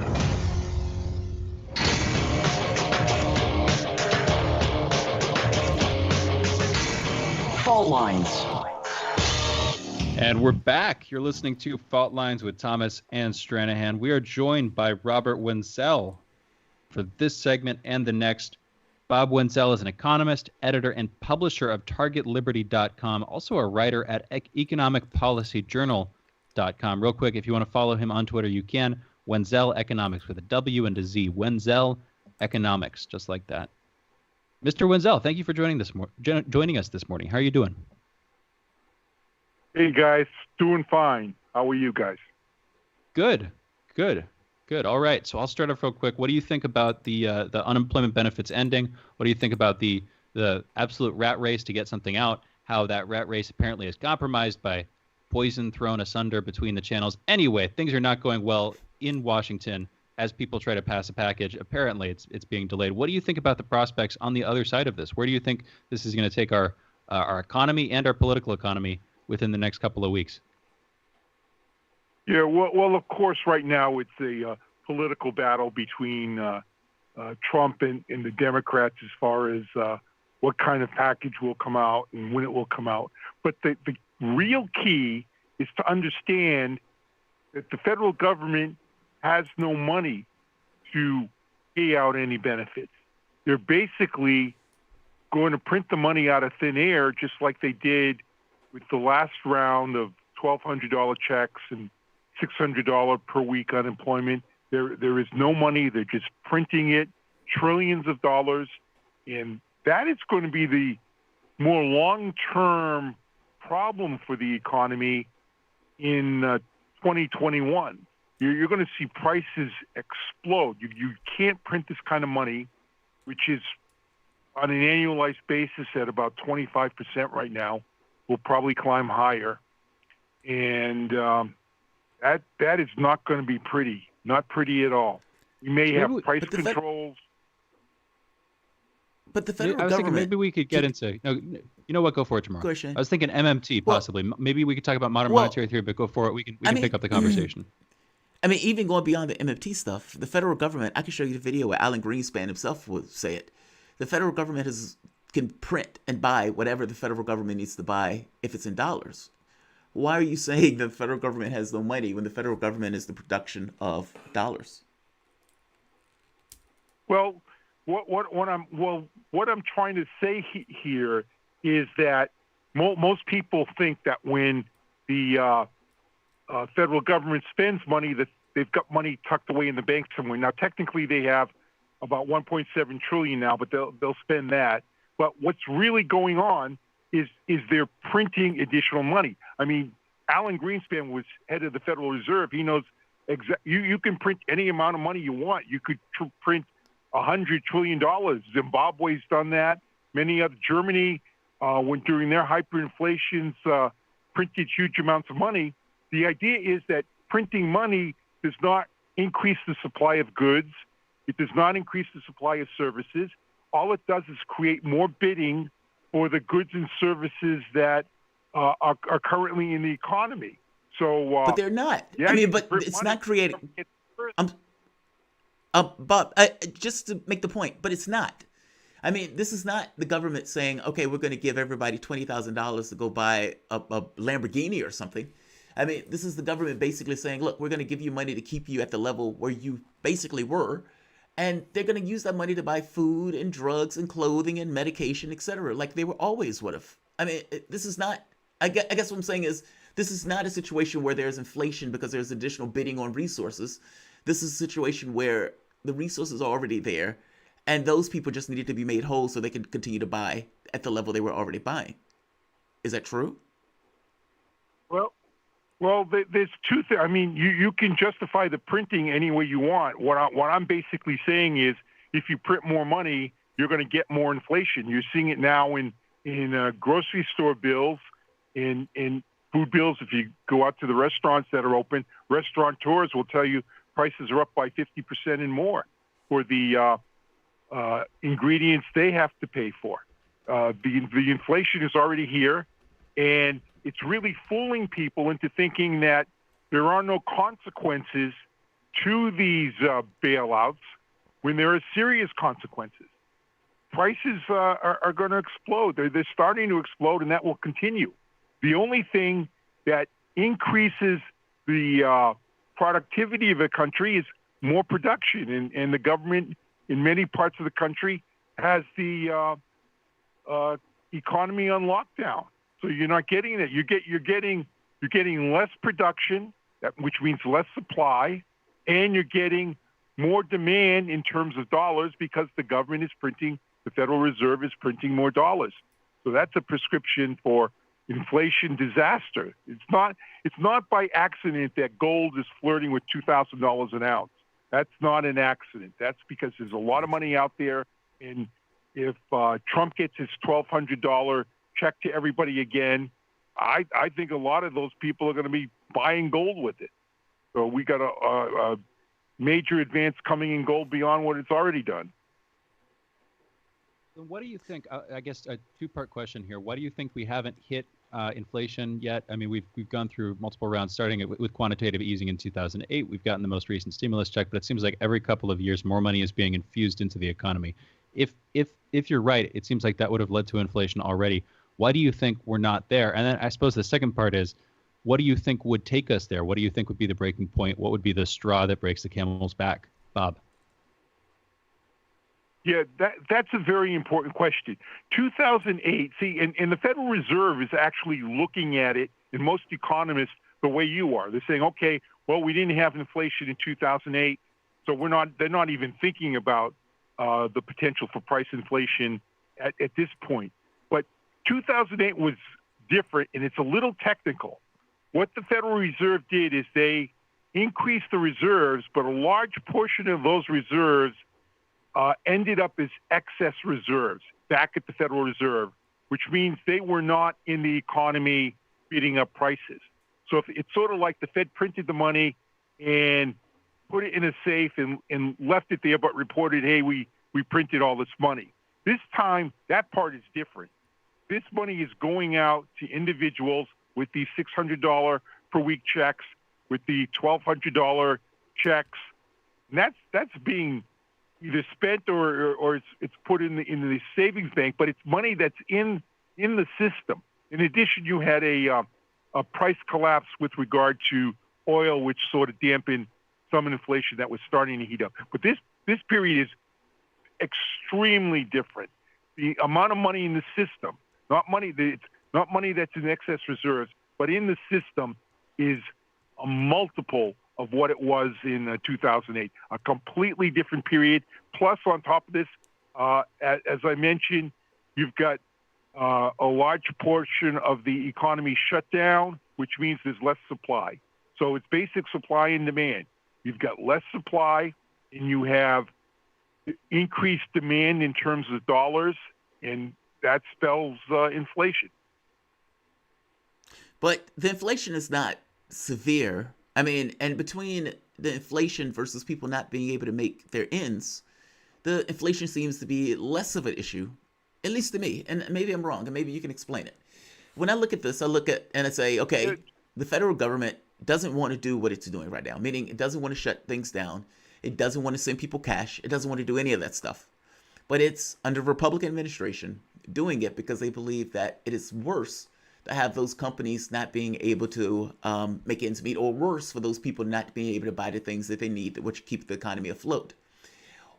Isn't that true? I mean, is it not a worst case scenario to not ensure that people are made whole in regards to their wages or anything else? And by the way, if there is an increase, meaning if there is some level of inflation because people weren't able to produce the products that we would typically produce, that still doesn't really get around the fact that people still need the ability to eat and to buy groceries and food for themselves. So when any level of inflation that takes place later, if it happens at all, secondary to the process? Yeah, well, first let me ask you, what do you think would be inflation that would be a problem? What level? If we got to the level where groceries started to go up by, let's say, 50%, then yeah, I would agree with you that that's a problem. But you still are stuck in the same situation where people still need those groceries. Meaning, even if the inflation does go up, people actually still needs those products either way. Yeah, but see what really happens. I mean, if you get a 50% inflation, I guarantee you it's not going to end up in the hands of the individual who needs to buy groceries. That's going to end up with the banks and on Wall Street. Wall Street's going up. This is not hurting Wall Street. Wall Street stocks are near record highs. NASDAQ, some of the measures are at new highs. The financial assets are going up. Real estate, single-family homes in the middle of this lockdown are going up in price. Try and figure that out. What's happening is money is being printed, and the people who get the money first are the ones that are bidding stuff up, and it really never helps the little guy in the end. It just doesn't. But getting back to the question of what to do with all these people that are not working, the question is, the answer is put them back to work. I mean, the young and people of working age are not at risk for serious complications from COVID-19. We know that it's elderly people, generally elderly people with serious other medical complications.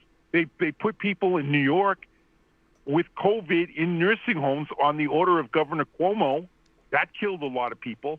But people of working age and younger people do not have a high risk at all of getting a major complication. I don't understand why the economy is being locked down. I'll just put in there, I think elderly people, people of anywhere above middle age, are tired of being asked to stay home while their kids go out and have all the fun. That's kind of another topic. We can maybe come back on this again. Silly take on a serious issue. We're joined by Bob Wenzel, economist. We'll be back with him in a minute. You're listening to Fault Lines with Jamarl Thomas and Shane Stranahan.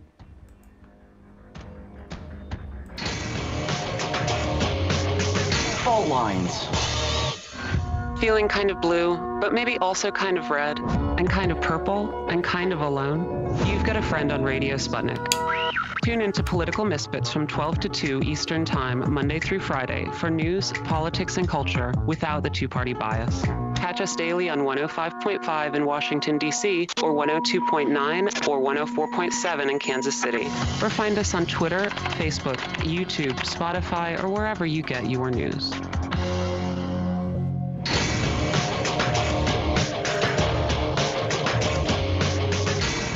Fault Lines. And we're back. You're listening to Fault Lines with Jamarl Thomas and Shane Stranahan. We're joined for this segment by Bob Wenzel. He's an economist, also the editor and publisher of TargetLiberty.com and a writer at EconomicPolicyJournal.com. If you want to follow Bob on Twitter, you can at Wenzel Economics, W-E-N-Z-E-L Economics, just like that. Bob, thank you again for staying with us. So I want to follow up. We're talking about the coronavirus, its impacts on the economy, the stimulus package, and various coronavirus relief bills, which have been passed and are purported to be in negotiations right now to be passed soon as well. We're also talking about the idea of shutting down the economy and how that could have gone, how it went. You were arguing right at the end there for a relatively controversial proposal. You're not the first person I've heard to put it forward, but it's not definitely a sort of prominent one that I've heard, which is keeping older folks at home and basically doing a full reboot of the economy, or keeping the economy going, depending on when we're talking about, with younger people working. The idea there being that younger people have less issues with the coronavirus, they're less likely to die from it, and that if they're this is one of the critical assumptions here.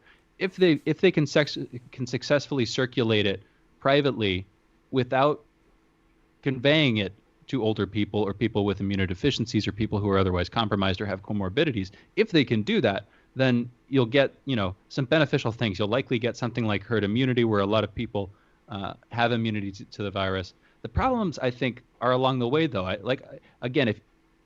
If you have a bunch of people getting sick with COVID, you're going to have some kind of iron curtain between them and the people who are susceptible to it. Otherwise, you're just going to have it extremely widespread at that point. And if there's not that iron curtain, then it's really going to devastate people, because if, say, 50% of the people in the population have it, they're all healthy, and then suddenly leaks start coming, and people in nursing homes or people start seeing their families more often, and those people start dying. Once everybody has it and it's sort of lurking quietly, then other people who are susceptible to it are much more likely to get it, and therefore there's a much higher likelihood of more deaths. I mean, one take I've had, we were talking about this with Peter Lavelle earlier, with getting the economy going again, and there's even a way that you can tie this into to the folks who are worried about the pandemic or the idea that this was intentional. If this was intentional, I would see a lot more people in Washington arguing for something actually like I'm arguing for, which is an R&D program on how we can sort of adapt to the presence of the virus and reboot our economy while keeping people safe and while keeping people from getting sick. In other words,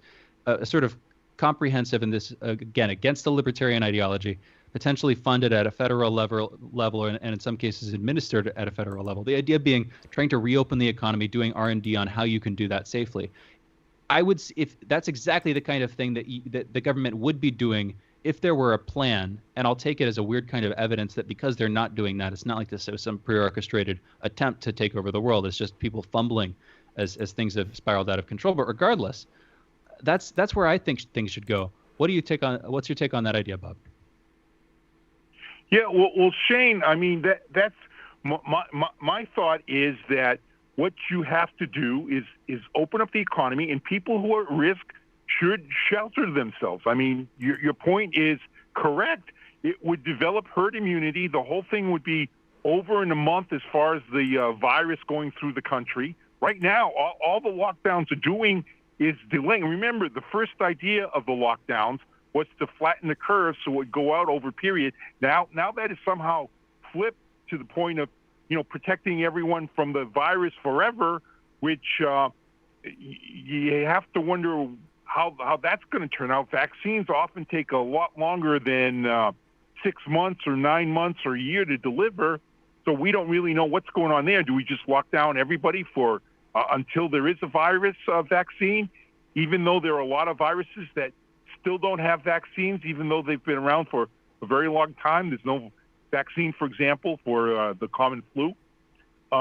Basically, if you open up the economy, I have no problem with people who have serious illnesses or elderly, or even people who are just panicked about the virus. If people are panicked about the virus, they can stay on lockdown. They can avoid people who are working and out and about. But that's really the best of both worlds. You get the people where they talk about sacrifice by wearing masks and all this kind of stuff. Well, the people in World War II, I don't want to get into whether it was a good thing or bad thing to go into World War II, but people died to protect the country, is the way the story goes. Well, if you open it up and maybe there's one or two people that die versus letting the whole country starve and printing money and destroying the currency and the economy, you think that would make some sense. That's how you really go and put people on the front lines and survive by this thing. You protect the elderly and anybody who's panicked. It's the old story about the ship. Women and children. In this case, it's elderly and the panicked, and you just protect them, and everybody else goes back to work, and that's how you do it. What we're doing here is going to kill a lot more people with the lockdown by suicides, by drug, by abuse at home. The reports of abuse are going, child abuse and spousal abuse are going down, and that's because with this lockdown, the guys and maybe women in some case, whatever the abusers are keeping these people locked down and abusing them. It's terrible. Suicides are up. Calls to suicide hotlines are up. Just to make a point, I understand that there may be consequences for having people to remain in their homes. I don't doubt it. In some cases, kids are not able to get the food that they need. In cases, you made the point about suicide or these kind of diseases of despair that adversely affect people.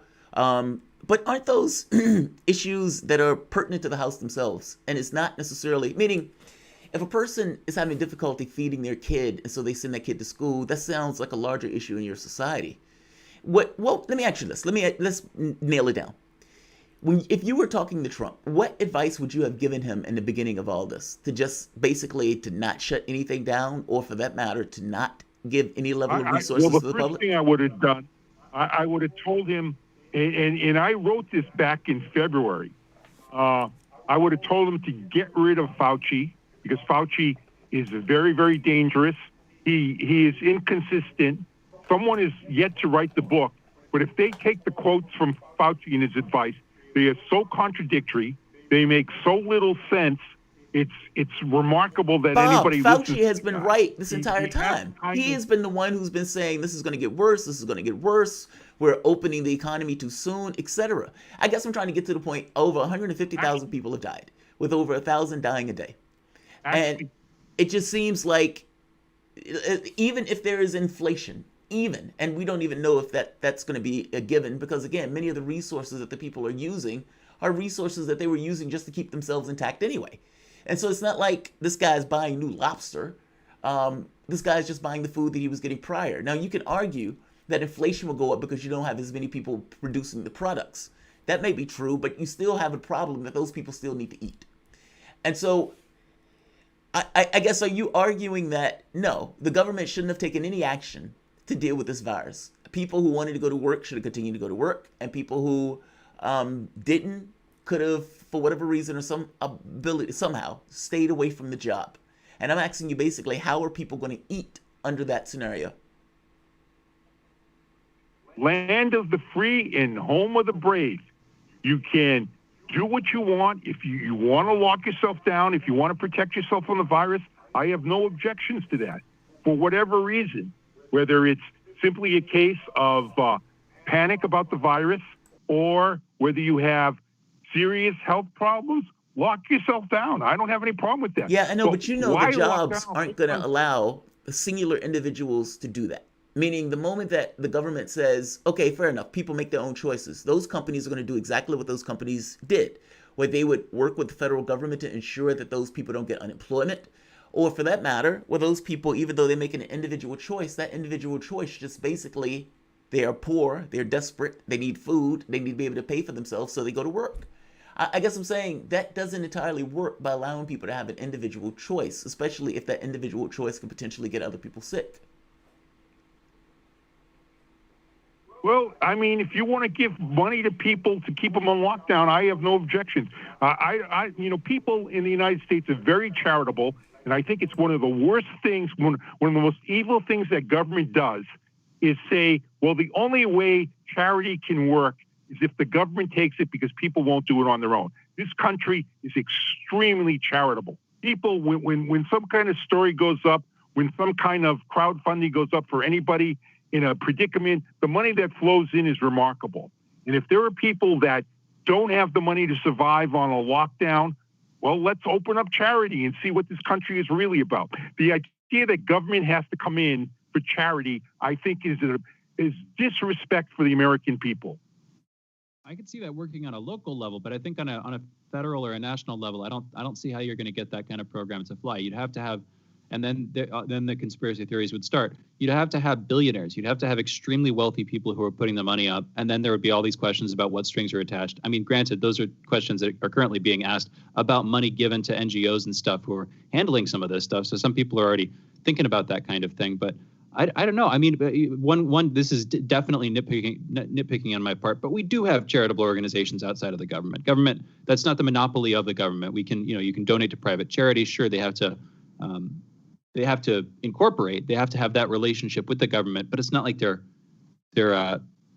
completely cut out of the running when it comes for handling this stuff. And I mean, I've seen plenty of cases of people run fundraising on small bases, like GoFundMe's, those kinds of things, during COVID, whether people are having to move or whether they're sick or their family is dealing with their medical bills, that kind of thing. I've seen these cases coming out, but it seems like that's best handled on a local level. And of course, the problem there is that not everywhere is equally rich and equally poor. So you'd have some poor areas where a lot of people are getting sick, and there's simply no local funds.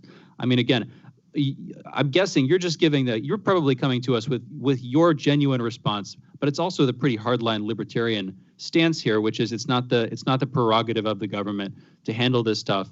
It really should be up to individual people to consent to having to support other people. Is that your take, Bob? Well, no. My take is that it's absolutely evil for the government to claim that there would not be charity if the government didn't run it. I think it's an insult to the American people. Charity would emerge if this. I mean, you see TV shows about children in Africa who have deformed faces and things. I mean, they run those pictures because people are sensitive to that and are willing to give money to situations like that. There's no lack of charity or desire for American people in general to help those out who have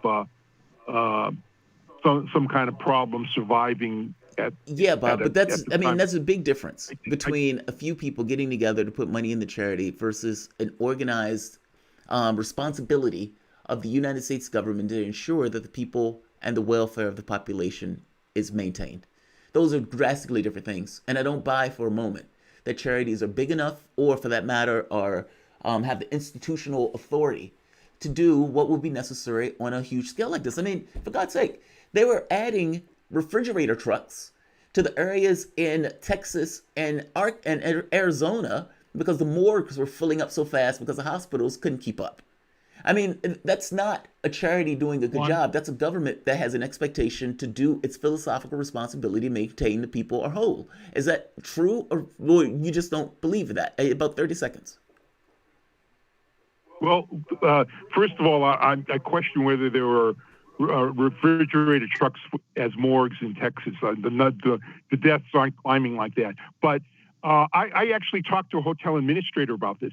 And the administrators have such a bureaucratic view of what they can and can't do. I mean, it astounded me. And this was a guy that was free market oriented. What you really need is the entrepreneurial people to get into situations which require a lot of entrepreneurship. And if the goal was of the nature where it required expansion of hospitals, they would expand so quickly if entrepreneurship was allowed instead of all the regulations. Bob Wenzel, that was the voice of Bob Wenzel. Thank you so much for joining us. Bob is an economist, editor, and publisher of TargetLiberty.com, also a writer at EconomicPolicyJournal.com. You're listening to Fault Lines with Thomas and Stranahan. We'll be back in a minute with our last hour today.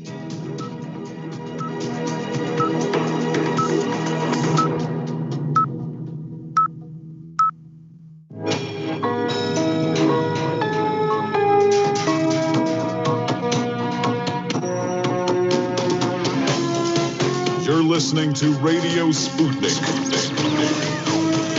telling the untold.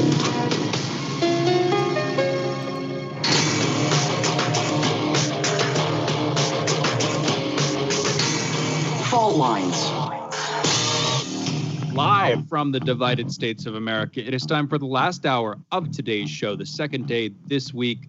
You're listening to Fault Lines with Thomas and Stranahan. In the politically independent corner, I am investigative radio show host Shane Stranahan. And in the left corner, I am the indefatigable, ever vigilant, the last man on the wall with my co-host Shane Stranahan, your political analyst Jamarl Thomas. And if you haven't heard our names enough already, just be reminded you're listening to Fault Lines with Thomas and Stranahan. All right, let's get to top headlines. We do these headlines every morning 3 times, 7, 8, and 9 a.m. Eastern. We're going to be taking calls next, so feel free to call in just a couple of minutes.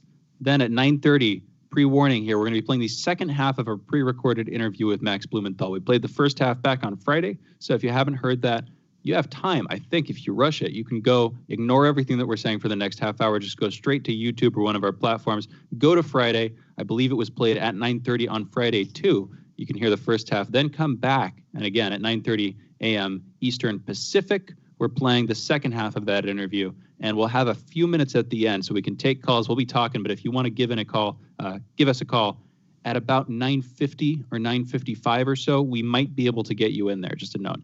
Without further ado, though, that's at 9:30. Right now is the headlines. Let's get into it. First up today,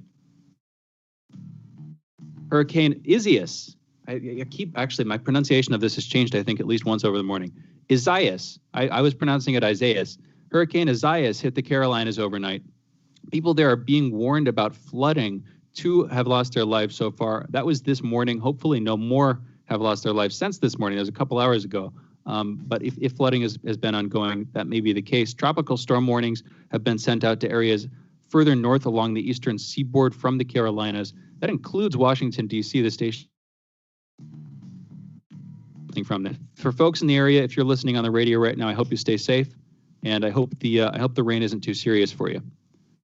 In our next story, Trump claims he has the authority to issue an executive order on mail-in voting, the increasing use of which he argues would increase election fraud and uncertainty. There's also an upcoming September 17th hearing in the House Oversight Committee in which the new Postmaster General has been invited to discuss the changes in USPS that have added delays to sending packages.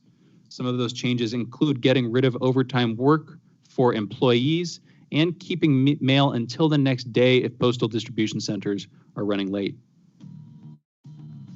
The Daily Mail has leaked the body cam footage from the arrest and death of George Floyd. I hear it is not pleasant to watch. I have not watched it, but again, if you want to see that, if you're trying to figure that out for yourself, or you just want to, I don't know, if you're sadistic, you could have it on that end, or if you just want to sort of remind yourself of why a lot of this stuff is going on, what actually happened. If you want to feel that, you can go watch that. That's over on the Daily Mail. In our next story, congressional leaders met for the 6th day yesterday to try to pass a coronavirus bill. Chuck Schumer said he's optimistic, but the problems, as far as I can tell, are the same as they ever were. 2 main problems right now are the extent of unemployment benefits granted to citizens and the issue of grants to states and local municipalities. Michigan, Kansas, and Missouri are holding their primaries today. In Michigan, Rep. Rashida Tlaib is being challenged by one of her rivals from 2018. And in Missouri, Rep. William Lacey Clay is defending his seat in a race with progressive activist Cori Bush. Our next story today, 4 in 5 Americans are considering homeschooling their kids this fall. And 25% say they absolutely won't send their kids back to school. Anthony Fauci has also recently said yesterday, schools should reopen. He's basically, along with Deborah Birx, along with Trump, it seems like there's a pretty unified front in the idea of schools reopening. It's just what that process looks like. is where the disagreement seems to come in. In our next story, in Singapore, electronic tags are being put on everyone quarantined as they travel into the country, including citizens of Singapore. So the idea is if you're traveling into Singapore, whether you're a citizen there or not, you're going to have to be in quarantine for a period of about 2 weeks. And while you're in that quarantine, they're going to put an ankle monitor or another kind of electronic tag on you, basically a beacon, so they can tell that you're staying where you should be staying while you're in quarantine. I just thought this was interesting as a sort of, it's not a human interest story exactly. That's not how I mean, but just from a sort of development of political precedent thing around the world. And like I was saying earlier too, I think Singapore is among countries, the one country that this move, this sort of political, this MO seems uniquely fitting for. It's just interesting. I mean, and again, it makes sense from within itself. I just have questions about whether we should be doing that to people, but hey, I understand it. The World Health Organization is asking Americans not to despair. An official there said that although the spread is worse than ever, that there are tried and true techniques that states in America can practice in order to stop the spread. This comes, of course, after Trump backed out of the World Health Organization last I heard, sending a letter basically submitting American departure, signaling an end there. You know what? You're all cut up. That's the news. You're listening to Fault Lines with Thomas and Stranahan. And we're back into it. We're taking calls for about the next 23 minutes here. Taking calls 202-521-1320, 202-521-1320. Jamarl, I've been having some audio problems. You've been hearing Andre saying that. It sounds like you're fading out, and then you'll pop back in every so often. So if it's one of those situations where I need to take over, it's not that big of an issue. One of the cases that you mentioned had to do with Donald Trump, or for that matter, the Florida arrest. Let's go to the Florida arrest. This video is difficult to watch. It's difficult to watch for very basic reasons that most of us don't necessarily get a thrill of watching a human being being basically terrified and ultimately killed. The additional information, though, or the additional video doesn't add any level of solace to this situation. In fact, in make an argument that it makes it worse. Seeing someone threatened at gunpoint, cursed at viciously, where there is no propensity at all to de-escalate, and the people who are escalating in this case are the cops. There's one side that have weapons. There's one side that has sovereign right of force, if you want to call it such a thing. At least the sovereign calls it a right of force because under the sovereign's own mindset, it's his right or her right for force. It's not a great thing to watch. It's a person not necessarily having the best of day. Then you realize this was over some kind of $20 bill stuff. And you look at the end result and you think to yourself, this should not have happened this way. I can think of 1,000 ways this could have gone bad and for this man still to end up back home with his family. And I think the thing that we need to deal with and grapple with as a society is that this is not a Trump issue. Even though I think people try to make it as if it is. This could have very well happened under Obama. And yeah, this could have very well happened under Obama. And fact of the matter is, it did happen under Obama roughly 1,000 times a year also. And so it was almost like, happenstance that lightning caught fire on this particular day. It's like Rosa Parks. Did anybody know that Rosa Parks was going to do it that day? No. Did she know she was going to do it that day? Probably not. And yet, events start taking on larger tones based on what took place. Well, in this very specific instance, the Floyd thing took on a larger instance.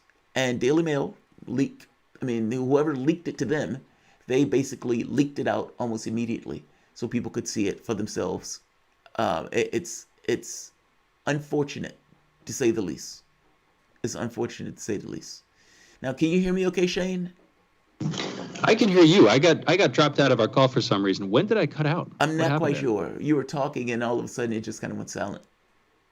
Weird.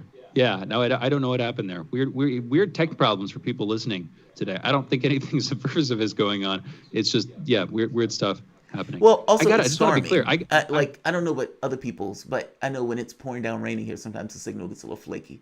But it's okay. We're still doing the news. No issue. Just to check, did I finish the headlines? Did we get out with the? Yeah. You made the headlines. Okay, cool. Good to hear. Yeah, you did get the headlines. I mean, these are, working from home problems, right? Where you're trying to get all this stuff straight and you're doing it on the moment and trying to get it in the moment. No worries. I mean, it's going okay.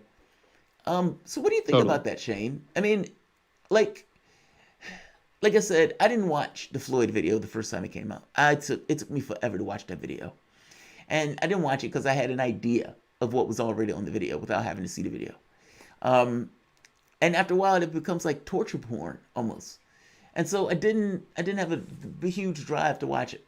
I saw kind of like the moving images that, like when you're hovering over an image and it shows you a little bit of it. And you could see just a man terrified. Look, I don't like dealing with the cops either.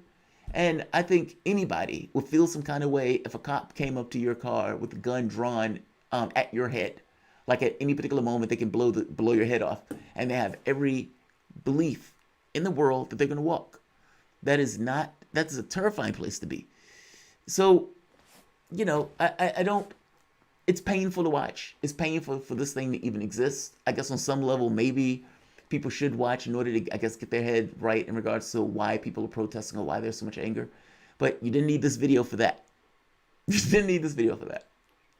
Yeah, no, I didn't watch that for the longest time. I only watched it once. I haven't watched the full body cam footage come out. Yeah. Like I was saying, I only watched, the widely publicized. The New York Times did their roundup. There were a few of them. I forget which of those breakdowns I watched. And then I watched the actual live feed, and I couldn't finish it. It's just the kind of thing that, yeah, you get physically uncomfortable and you start to feel sick and those kinds of things. So I'm just like, I don't get, and maybe, this is one of those things where you get callous because you do it over and over and over and over and over again. And so your tenor for it is just radically different than other people's tenor for it. But it just seemed like we have all the power in this situation. And it's not enough for everybody here to know it. It has to be displayed and showed. And we have this person is in a bad situation. This person seems to be dirt poor. And this person was doing something that he probably had no business doing. So now we have just cause to do whatever we want in the situation. And it's like, come on. Like, certainly the standard has to be better than, because we have just cause, now we can do whatever we want. There needs to be some level of knowledge that you're dealing with a person, that even if this person is not necessarily having his best day, that somebody out there cares for that person and want to see that person come home, even if you don't. Like, there needs to be something in the people who are doing that job to reconcile or to recognize that there's another human being there. And in the same way that my family cares about me, his family cares about him. And I am going to try to all the powers at my disposal to find any rational path to get us both home alive. That doesn't seem to be the way it works. It just doesn't. It's true. It's true. By the way, we're taking calls 202-521-1320. I don't know, man. I don't see the cops. I see the cops as being put in a weird situation. I don't see them using violence as a show of force. And I might have misinterpreted what you said, but if I interpreted you correctly, I heard you saying, them using their force in this case in this way was sort of like exhibitionistic. Not it's almost in a sexual like sense, but it's almost like you can do it. You do it because you can, not because you need to. And I think those are drastically different scenarios. It's like if I stop somebody, let's say I think somebody has drugs on them. I don't know. I think they got pot on them. And I'm a cop. I stop the person. Now, how do I engage this person that I've just stopped? Do I have to be horrible to the person? Can I be cordial and polite and deal with this in this kind of professional way? Like, I guess I'm saying within the context of interaction, there are rational responses where you try to find what is the way out of this that nobody dies. And what is the way out of this where this person leaves with an opinion that that doesn't make him hate me or people like me because of something I've done in this situation. How do I just do my job without that job turning into something that just seems malicious? And yeah, it comes across as a power issue. It does. Well, I mean, I think America also, I want to look into this more. So I'm going to say some stuff that might be wrong. So please, if I'm getting it wrong, correct me. But as far as I can tell, America seems to have some unique problems with both policing, the incarceration rate, that end of things, but also gangs and like criminal violence, and inner city violence and that whole set of issues. So I just imagine this ratcheting up of tensions where it would look probably pretty foreign, and I'm sure it does to people coming from other developed, quote unquote, Western countries. But to see the interactions between cops and the various people that cops are supposed to police, when you're in environments where you're expecting something and you're expecting some conflict. Again, I don't know what it is. Like even just the issue of gangs, for instance. If you look at the mafia, which is, a kind of gang, these are sort of operating on a continuum. The mafia in southern Italy and Sicily and in these other places, criminal organizations seem to spring up because you have a lack of local law and order, and that can come about for a variety of reasons. Maybe just things are breaking down, or locally the economy has gone down the hole, and so you have like just a breakdown of people following things. So my point is, these might be two facets of the same American problem, of the same economic and political problems in America, or different facets of different problems, but they do seem to be coming out of the same source. I mean, again, both of these, if I'm right about gangs being an almost uniquely American problem among Western developed countries, to the extent that they are, and police violence being such a big problem, these seems like two faces of the same elephant, two sides of the same issue. But I think we should go into a break. We'll be back in a minute, taking calls again, 202-521-1320 if you want to call in. We're taking calls for the next 15 minutes. 202-521-1320. We will be back in just a minute. You're listening to Fault Lines with Thomas and Stranahan.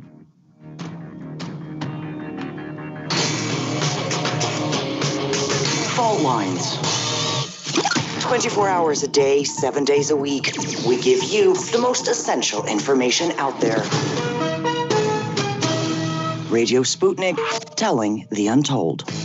Tune in every Wednesday to Loud and Clear with Brian Becker and John Kiriakou for a regular segment called Beyond Nuclear, where Brian and John discuss nuclear issues, including weapons, energy, waste, and the future of nuclear technology in the United States, with Kevin Camps, the radioactive waste watchdog at the organization Beyond Nuclear. Listen on Wednesdays right here on Radio Sputnik.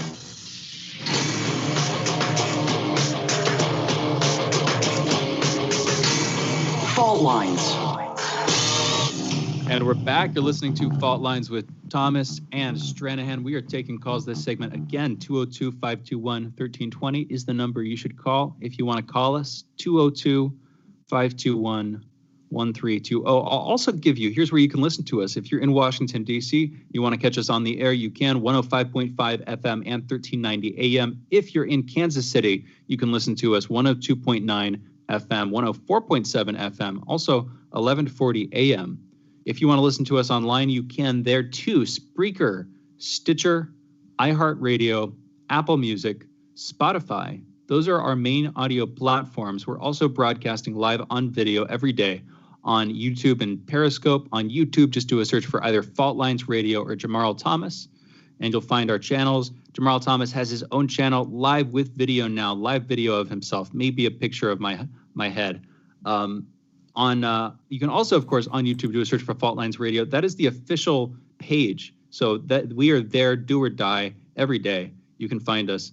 On Twitter, just go to twitter.com/faultlinesradio. You'll find the Periscope feed live right up top. You'll see audio and a sort of static image there. But anyway, that's where you can find us. And again, 202-521-1320 is the number to call. And with that in mind, you can call in. We have Rod from Philly on the line. Rod, what's going on? Hey, good morning, guys. I just wanted to talk about the last guest you guys had on. I thought that was a great 2 segments, and as far as financial, it was very informative of how all this is going down and what the scenarios might be as far as inflation and things like that. But I want to comment on his statements on the coronavirus and how we should have handled this. And I just want to, you always got to go back in time, put things in context. Shane, I remember when this first started going on, I believe the predictions that you were seeing online and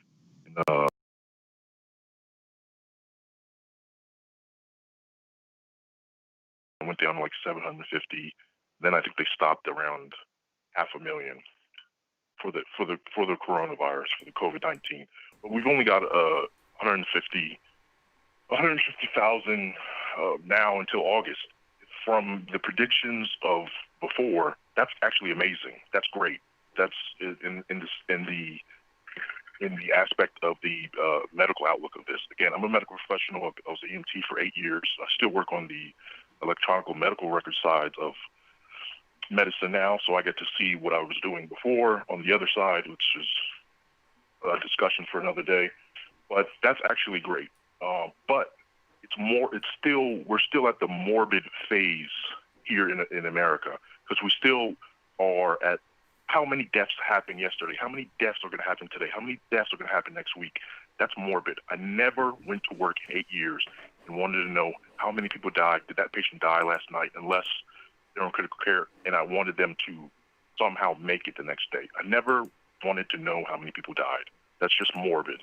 But we're stuck in that little phase. And just to the predictions, the predictions have been all wrong. We've beat the predictions. So if you look at it in that phase, and just look, they predicted 1 million, then 500,000. We only have 150,000 deaths, and CNN still has a death counter every day. That since the end of June has barely tipped 20,000. So it was like at 130 at the end of June, and we're at 150. That's not bad. So we shouldn't be focusing so much on every single death of coronavirus. Thank you for the call. Go ahead, Shane. Yeah, two comments there. So I'm going to start with the second, actually, which is that's a very interesting point about being in a morbid mindset. And I want to think about that more, just because it's interesting to me on a sort of philosophical level. But I think that also you're right factually. And I wonder about what psychological impacts it's having. This idea that people are constantly watching for death. I don't think anybody here really, I certainly didn't grow up experiencing firsthand the effects of daily death in the context, for instance, of a war. So it's not like I grew up during World War II, where people I knew had a decent chance to die on a daily basis. It's feeling a little bit more like that with COVID. Again, I want to go back to the first point, which is you were talking about how sort of not underwhelming, because that's a pretty cynical term, but how much better we've done with the virus, how fewer people have gotten sick and have died from it than were originally forecast. I'll come back to that in a second. But just the second point, I just want to continue to focus on it for a second. It's just interesting to think about what the impact would be of thinking on a daily basis, whether you work in the medical industry or not, about how many people are going to die and how many people have died. It's not the kind of thing that you usually think about. And I can see, I mean, you're right. Top of the news usually is a report on the new deaths, report on the new infections. That's usually what I'm seeing in mainstream media. I'm seeing a lot of that stuff still coming out, less than it was a couple of months ago, but still daily. It's one of the handful of things that almost always is being passed along. And I wonder about that. So that's just number two. Number one, with deaths being higher in forecast than they were in reality, I think a lot of this is that what we hear are the worst models, sort of the worst way things can go. So, for instance, if you have an estimate range of 200,000 to 700,000, I'm passing along ideally that whole range, and then I'm probably going to be leading, if I'm a journalist or on the radio or whatever, I'm probably going to be leading with the highest numbered. Journalists, estimator, officials, White House officials, World Health Organization estimates up to 700,000, up to X thousand people, just because that's sort of, if it bleeds, it leads. That's what you lead with, is the furthest expanse of what they're estimating will happen. Another side of this, though, they are probably, people in positions of power are probably wanting to share the worst, because that will create the most response, which will ultimately avoid the worst in a weird way. And if they do it, in other words, if you're sharing the estimates, depending on our responses, between 50 and 100,000 or 50 and 700,000 people are going to be dying in the next year. If people are hearing 50,000, they're thinking, well, that's not that big of a deal. But that's if you're taking a bunch of action. And so there's this weird paradox where if you want to get people to take serious action that will ultimately lower the rate of death and negate the forecast, you have to sort of lead with what the worst could be if nobody responds. So I hope that makes sense. I started with my side sort of looking at it journalistically, because I remember sharing those headlines, and I think I shared the ranges too in terms of estimates, but definitely the loud ones, the ones that people hear and the ones that I'm focusing on are sort of the most extreme estimates. But then from the policy perspective, people who are using these forecasts, who are creating these models, they're probably also sharing the worst too. And there's another sort of hidden factor here, which is that we have responded, even though our response has been lagging, even though it's been crappy in different ways. We haven't responded. This isn't in a vacuum. A lot less people, as far as I can tell, died than they could have died if we hadn't responded, even though we haven't done so proportionately. I hope that makes sense. I don't mean to take up some time, but you were kind of addressing me there, so I wanted to respond. We have other callers though. We have We do Chuck have other calling in callers. from Chuck in We do New have York. Chuck. Chuck, I you're do on. want to What's going talk. on? Wait. You At first, I want to yeah, give a no, response. Go for it. Yeah. Go for So, look, I understand the forecast, so fair enough. But we're not looking at the world from the standpoint of forecasts. What's real is what's happened. And I can look at the map, and you're seeing like 1,000 people dying a day, and the media is not covering it just because they think it's jolly or full of love, full of rainbows. No, they're covering it because it's 1,500 people that were dying the other day, or it's refrigerator trucks that are bringing to places, or morgues, or ICUs, or hospitals that are jam packed. And when I look at the number and I compare it to other nations, our number is appalling, and it didn't have to be this way. And so this notion that we're grading on a curve and we're going to give the administration or the political actors who are in Congress a B plus because all things being equal, 1 million people haven't died yet. No, not at all. I don't follow that mindset at all. All of these people that have died has been a result of malfeasance and incompetence. And the small actions that the United States government has taken, they didn't ensure people had the mask. They didn't ensure that the people were protected from the standpoint of our nurses and our workers and healthcare professionals. They didn't ensure that the companies produced the medications that were necessary. They didn't do any of that stuff. And Trump, you find out now, ends up getting a bunch of ventilators just so he can give them to people around the world that didn't even need the ventilators. All for political optics and political show. So I get it of saying, hey, if you look at it, if you wince while, on some kind of strong narcotic, then maybe it looks okay. But we're not wincing and we're not looking at it like we're on some strong narcotic, nor are we grading on a curve. I could look at other nations and see how horrible they are in regards to their response. And even with their horrible response not coming anywhere near to as bad as what has taken place in the United States. Chuck in New York. What's going on, Chuck?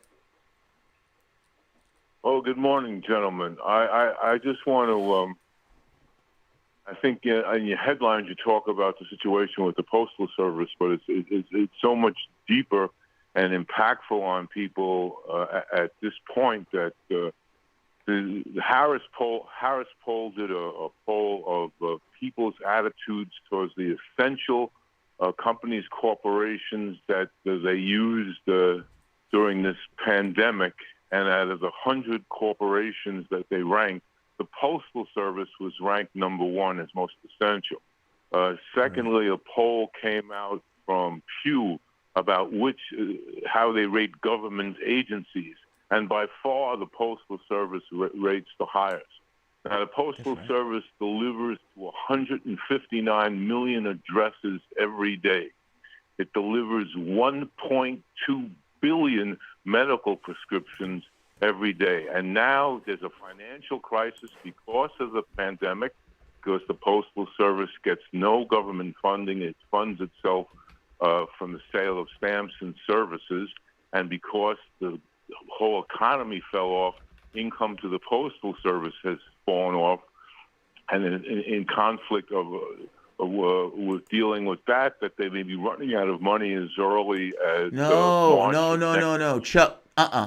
Chuck. No, the issue with the Postal Service, yes, there might have been a slowdown, but the issue has more to do with what Congress was doing to undermine the Postal Service. In 2006, Congress passed the law that required the United States Postal Service to pre-fund 75 years worth of retirees' health benefits in a span of 10 years, a cost of approximately $110 billion. No other company has to do this. This was done entirely to make their books that much more difficult, and this was done before any of this stuff with COVID-19 ever hit.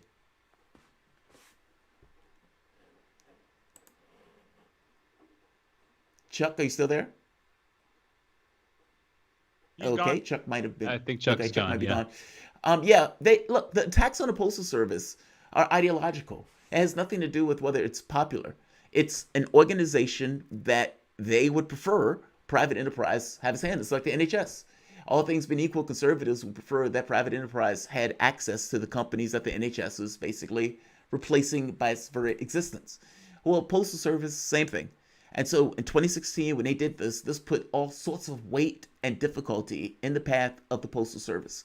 It wasn't necessary. It was entirely contrived.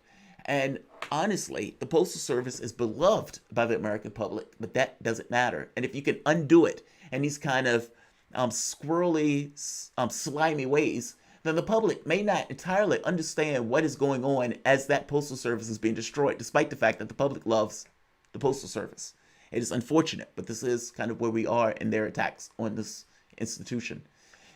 Let's do this. Let's take a break, and we're going to come back with our remaining video with Max Blumenthal, award-winning journalist, best-selling author, documentarian, and editor of The Gray Zone. You're listening to Fault Lines with Thomas and Stranahan.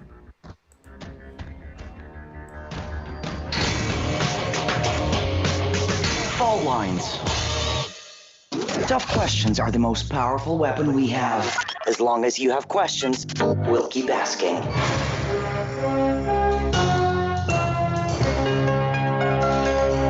Radio Sputnik.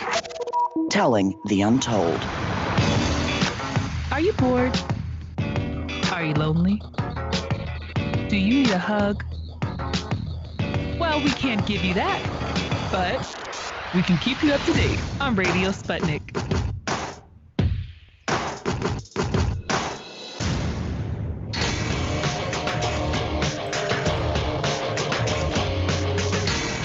Fault lines. Welcome back to Fault Lines. My name is Jamarl Thomas. I'm here with my co-host, Shane Stranahan. We're coming to you live out of our station from Washington, D.C. If you just so happen to be in the rainy area of Washington, D.C., you can hear us on the radio at 105.5 FM and 1390 AM. If you're in Kansas City, where I don't believe there is as much rain, you can catch us at 102.9 and 104.7 FM. Also, if you are digging what Shane and I are putting down, you can give us a like, a share, you can send a chat, and you can also join in the conversation by calling us at 202-521-1320. That is 202-521-1320. Coming up next is an interview that we had with Max Blumenthal. I guess Shane would say I had it with Max Blumenthal, but I consider us as a team thing. There's no I in team. Having the opportunity to interview Max, let's play the rest. I think this conversation went from cancel culture to everything from the protests, etc., etc. So let's play the clip. Let's hear Max Blumenthal interview continued, part 2. Same thing with Iran. Nobody really makes this argument that a lot of the bad blood with Iran started when we created a coup in that country. That gets yada yada to the side, and the only thing that's talked about is like the last 3 minutes of history. The argument that I think that they're inherently, implicitly making, they would never say it, is that basically, look, this world has no rules.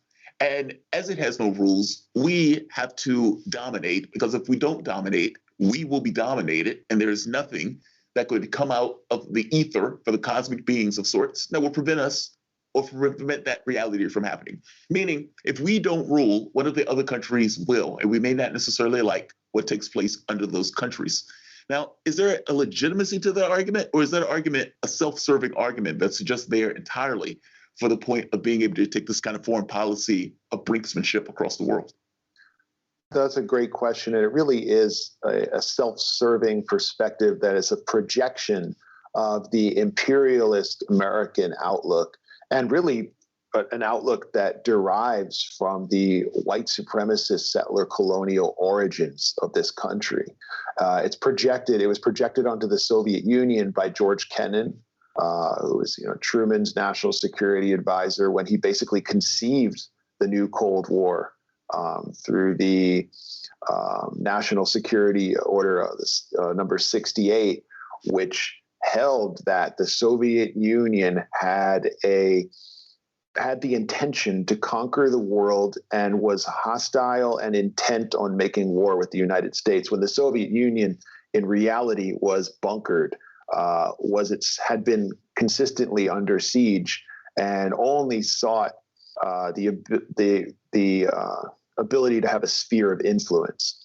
And so that perspective was used to deny the Soviet Union a right to a sphere of influence and to attack it on its frontiers, culminating in the dirty war in Afghanistan that the CIA waged against a pro-Soviet government. And now we see that perspective applied to China, a country which has maybe carried out some military campaigns, or you could use a most severe term, conquests on its frontiers, but which has no global ambitions like the United States. It's not going thousands of miles around the world to invade countries like Iraq or to occupy places in Syria.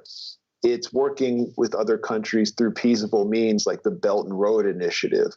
But what we're told here constantly is that if the U.S. retreats from its global empire, this vast archipelago of bases, which is really centered in East Asia, around the Pacific Rim, that China will not only dominate that region, it will dominate the entire world, and we will be under the control of the Chinese Communist Party. That's the rhetoric that Mike Pompeo is using day after day in virtually every speech. And tragically, I hear it echoed in warmed over sort of human rights terms by some figures and outlets on what passes for the left in the United States. Uyghurs. They would say, hey, the Uyghurs, the Uyghurs, the Uyghurs. Yeah. And a lot of times it misses the point that the U.S. is 25% of the world's population in our jails. Like, I don't think we entirely reconcile sometimes what we say with the hypocrisy associated with the words themselves. I don't entirely know what's going on with the Uyghurs. I do know it's none of my business. And do you think, so this is a new Cold War. Does anyone know what's going on? Like, does anyone know, like, okay, like we're told that 1/10 of the population of an entire province in China is in concentration camps. So like, shouldn't we be getting like better evidence about that than we're currently getting? Like, and could this possibly be another humanitarian propaganda ploy to legitimize a Cold War? Like, are we even allowed to ask those questions? And the fact is, we're not allowed to ask those questions. Even beyond it, doesn't even matter. Now, I don't mean from the standpoint of human life. Don't misunderstand me. I care about all life. I don't want anybody to be in dire straits. But from the standpoint of us in this country engaging China, is that really the forefront of our responsibilities, considering we have over 145,000 people dead here?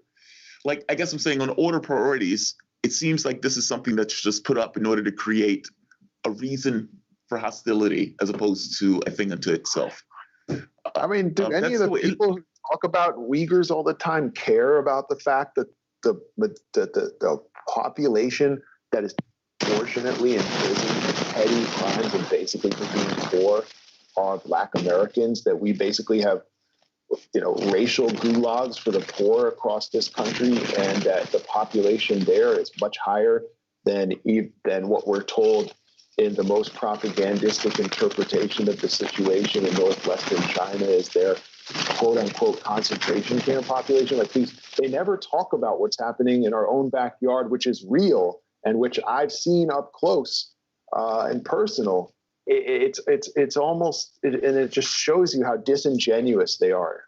Last question: when you're looking at issues like the Uyghurs, or when you're looking at situations like either, for that matter, the Uyghurs or what was taking place in Syria and those type of things, when they bring out the humanitarian reasons for the argument, how do you push back against that? Because what they try to do is basically say, hey, you have this particular problem here, but don't pay attention to any of the context surrounding this issue. Just focus on the very specific issue itself. And if you kind of point out, hey, you also have that issue going on, it might not be the exact same issue, but you have something similar going on in a similar way. It seems like Democrats like humanitarian reasons for bombing. Republicans just go with the bombing. Where does this end? And maybe that's the question, and I'll end it on that. We have all sorts of crises that are availing this particular nation. And this country still doesn't necessarily have a mindset towards what goes on around the world. I mean, basically, like you said, we don't necessarily care. They don't have any consequence for either the killing of Soleimani, for example, that went off without a consequence. We don't have a consequence for the stealing of the oil in Syria or the destroying of the crops in Syria. So it's almost like foreign policy is a thing unto itself that doesn't necessarily have a consequence associated with it. But the things that happen in the United States seem to have a consequence. There doesn't seem to be a political solution out of this. It just doesn't. With what you know, either of history or what you know of current events or other countries that have dealt with twin crisis at the moment, something like this, what happens from here? Well, that's a large, expansive question, but we're going to get your prognostication ability from here on out. It's like, all right, what happens? What happens? I wasn't expecting it to go there, but we are in a really dangerous situation right now with the Trump administration and bipartisan consensus behind it. The heat on China to an unprecedented degree. There's even talk of a total ban on members of the Chinese Communist Party to the United States. That's like close to 100 million people. The Houston embassy, the Houston consulate being just removed without any real clear justification. Just told that everything China does is espionage. Where will it lead? We should, before we ask where it leads, we should ask why it's happening. And that'll tell us a lot about where things are going. It's happening because China, for the last really 12 years since the US financial crisis, has been emerging as a major, not just a threat to US global hegemony, which is the essence of American empire, but as the leading power, leading economic power in the world. And a country that has a very different model than the United States, that has a system that's demonstrated its strength through this pandemic by getting it under control while COVID is raging out of control in the United States. And it appears that there's no country here. There's no central authority.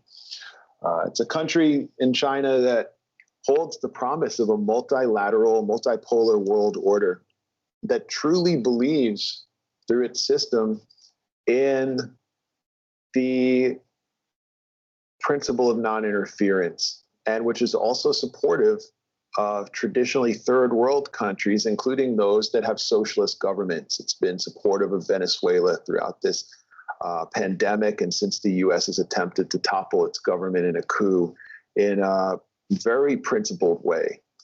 And that is just incredibly threatening to the captains of U.S. empire and the national security state.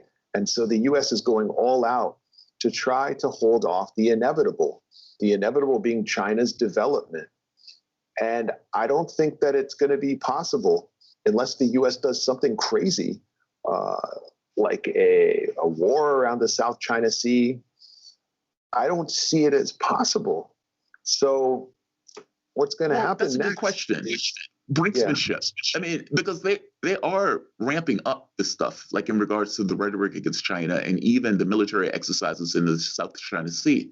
I mean, doesn't that bring us, China has a working association with Russia, and you have almost like two world orders going on, the Belt and Road Initiative, and then you have something like the Trans-Pacific Partnership that Joe Biden and Obama was working on. And you have Trump's point of view of him just trying to stop countries from work with China in general. So he would say, hey, I don't want you guys to use Huawei. And Europe, Patsy, say, okay. Or they would say, hey, I don't want, the gas thing is between China, Russia, and Germany. But even that, he didn't want them to do. Meaning he's taken politics into the economic sphere in a blunt, overt way that wasn't necessarily there before in order to curtail Chinese expansion or Chinese growth. I mean, just natural growth. It's 1 billion people. To me, that has the potential for brinksmanship error, meaning they push it in a way where it does actually cause some kind of conflict in the South China Sea that escalates to something that is a little bit more than just a basic regional conflict with somebody who is a nuclear power. I mean, it's very possible the U.S. has been waging war games and freedom of navigation exercises in the South China Sea for several weeks, and China's been countering. There's been discussion, which would be of placing the U.S. military in Taiwan, which is a gigantic violation of the Chinese red line, the one nation policy. It's just deliberately crossing a red line. If you understand China's grand strategy, I mean, I think that's the main red line that you have to understand is you just don't cross them on the one nation policy. But I don't know if it's going to go there. on the brink of something potentially terrible. But short of that, and even if it does occur, I think given how overextended the U.S. is and what we just witnessed on the aircraft carrier Theodore Roosevelt, where coronavirus broke out on the ship and the ship had to dock,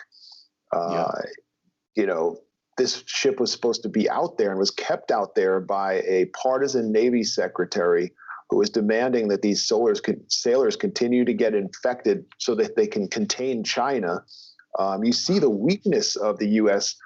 empire, and particularly its carrier fleets and all of these naval deployments, whereas China's operating with standoff capacity from its own territory and its own frontiers. They could potentially win a naval engagement against the U.S.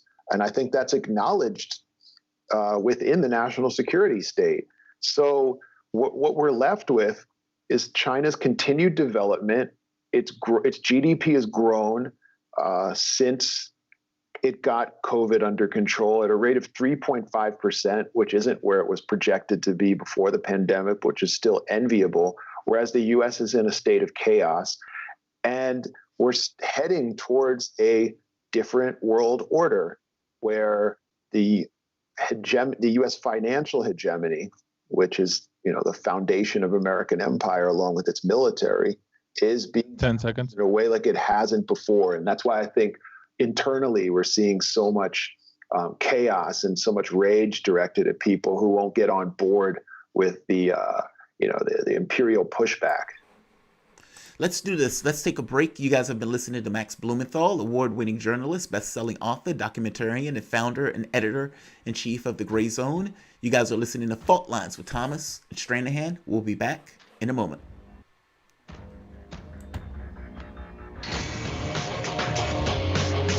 Fault Lines.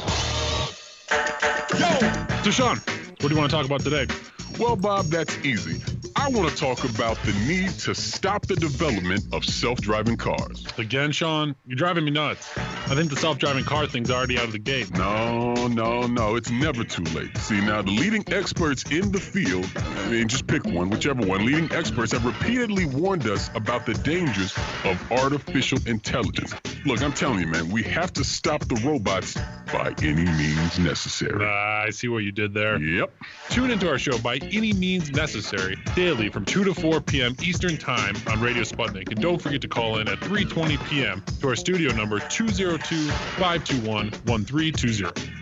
And if you miss us live, check us out on SputnikNews.com, Spreaker, iTunes, iHeartRadio, Spotify, or wherever you listen to podcasts and stay up to date on the latest political, social, and economic movements shaping the world around us.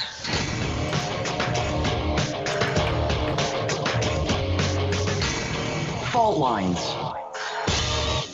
And we're back. You're listening to Fault Lines with Thomas and Stranahan. We're going straight back into it. Only about 5 minutes left here. This is Jamarl Thomas interviewing Max Blumenthal last week. Max is an award-winning journalist, best-selling author, documentarian, and the founder and editor-in-chief of The Gray Zone. Real quick note here, if you want to, you can call in. This last bit's only going to be about 5 minutes long, so we'll have about 6 or 7 minutes to take calls at the end of this. So feel free to call in. 202-521-1320 is the number. Again, 202-521-1320. But without further ado, here is the last bit of Jamarl Thomas interviewing Max Blumenthal.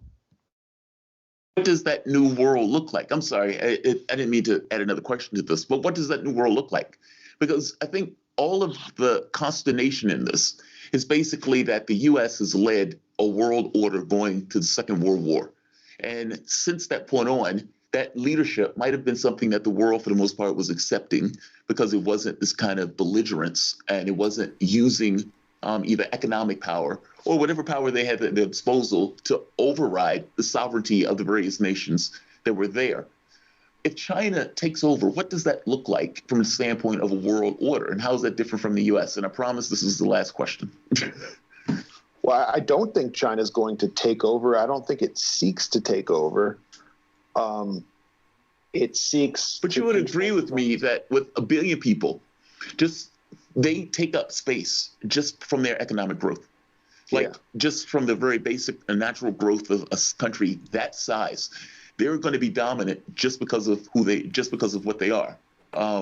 I guess that's where I'm going with that. That's my thinking on that. Meaning they don't have to take it. It's just going to be there just because of what they are. Yeah, I just don't think it has the same, among the leadership.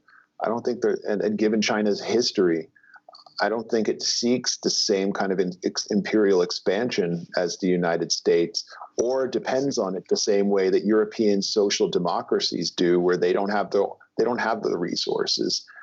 They depend on the U.S. military to get them those resources. But what I really would, for anyone listening to this, there's a really forward-looking book that was published in 2009 called China's Global Strategy. It's by Jenny Clegg, and she really forecasts the kind of world that we're living in or moving towards right now. And it's just simply, as I've said several times, a multilateral, a multipolar world order where powerful countries and their allies are able to chart their own path and dictate their sphere of influence, and countries are able to determine their own alliances. And I think that means a more democratic world where a country like Venezuela doesn't have to submit to a medieval siege policy if it wants to have a socialist-oriented government that distributes its natural wealth, specifically its oil wealth, back to the population through social programs. The U.S. is extremely hostile to a government like that because it wants those natural resources. But you've seen the relationship between China and Venezuela, and it's one of kind of mutual respect.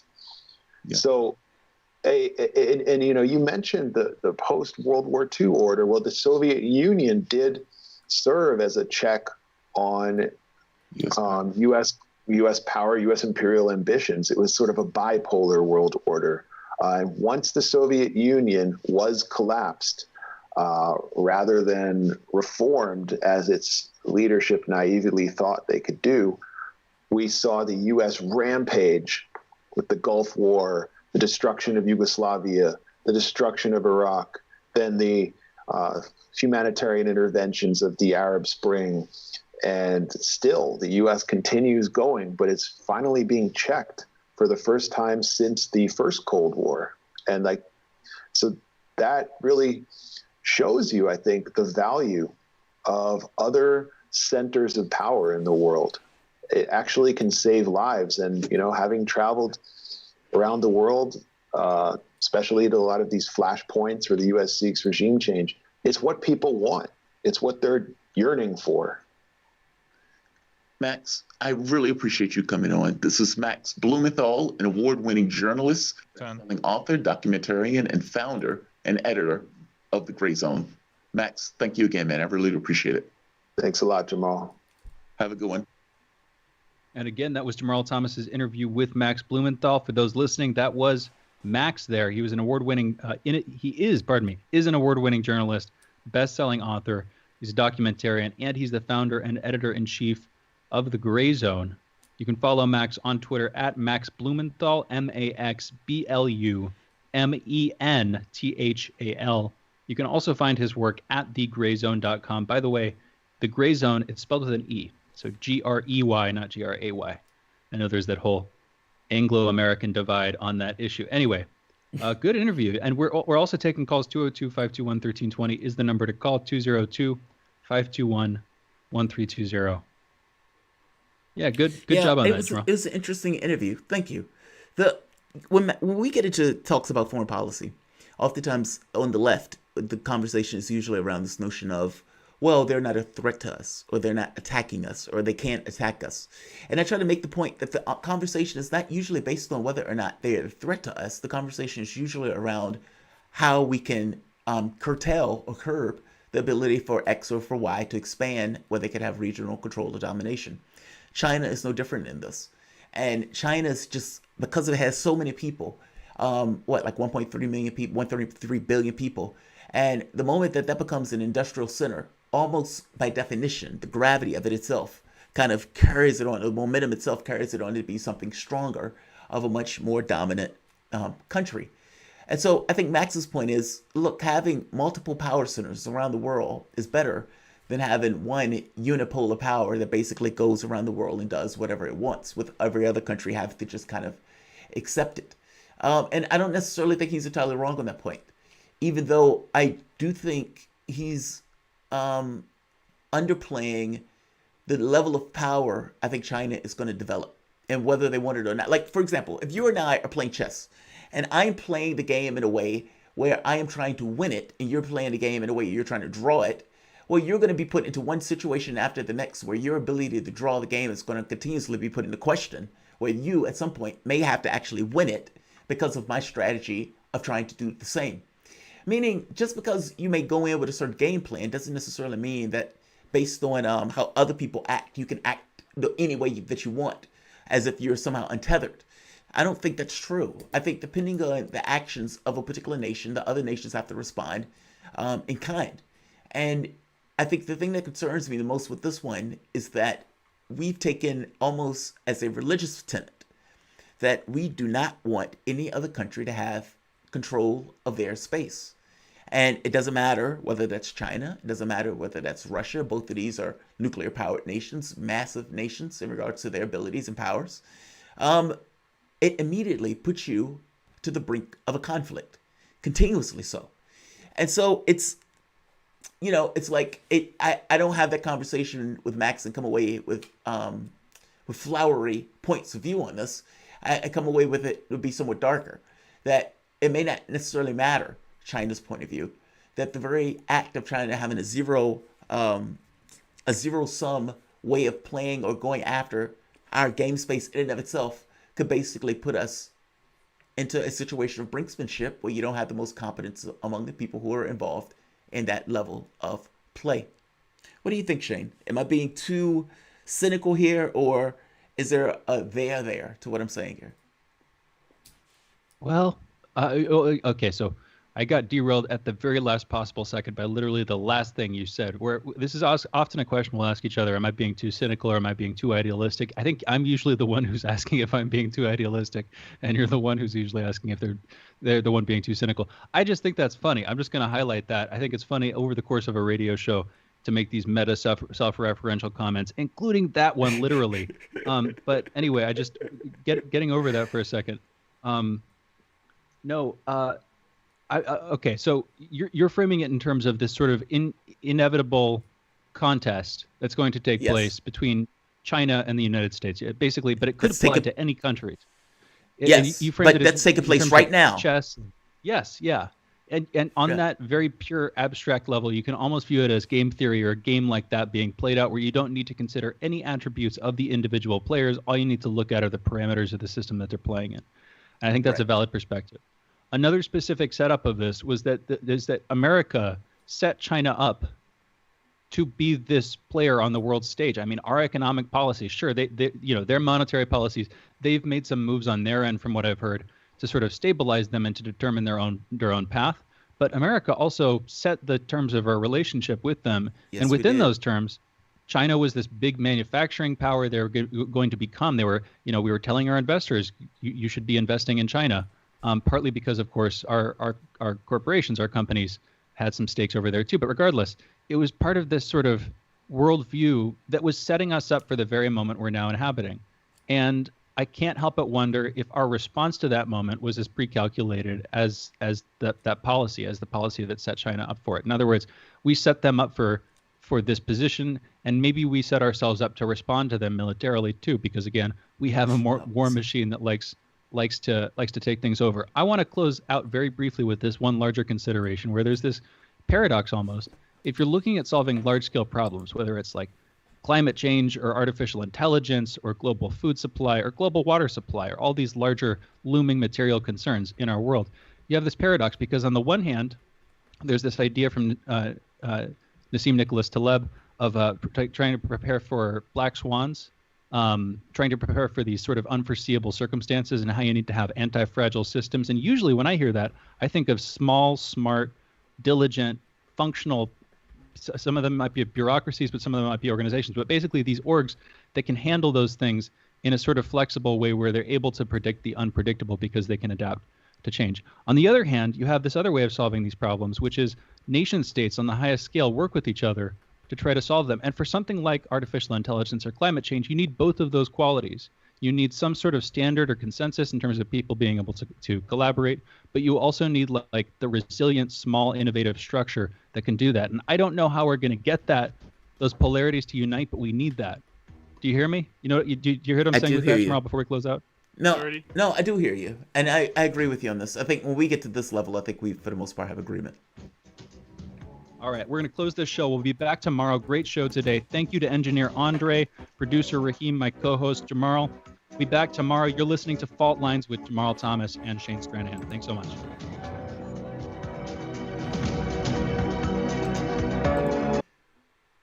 Guys, as always, I really do appreciate you guys joining me for the show 7 to 10 Fault Lines with Thomas and Stranahan. We have comments, so let's go with the comments. Wesley Walker. Thank you, Wesley Walker, always. Linda Lee Yu, 123. Obama, king of drones, who didn't prosecute the bankers, worked really hard to make Joe the candidate. Money rules. Unfortunately, Linda Lee, yeah. I don't think, look, there's a reason why I always repeat the whole 95% of the income to the top 1% thing. That number, for a guy who considered himself hope and change, is mind-blowing. That number is mind-blowing. And so, yeah, drone king, oil king, Obama,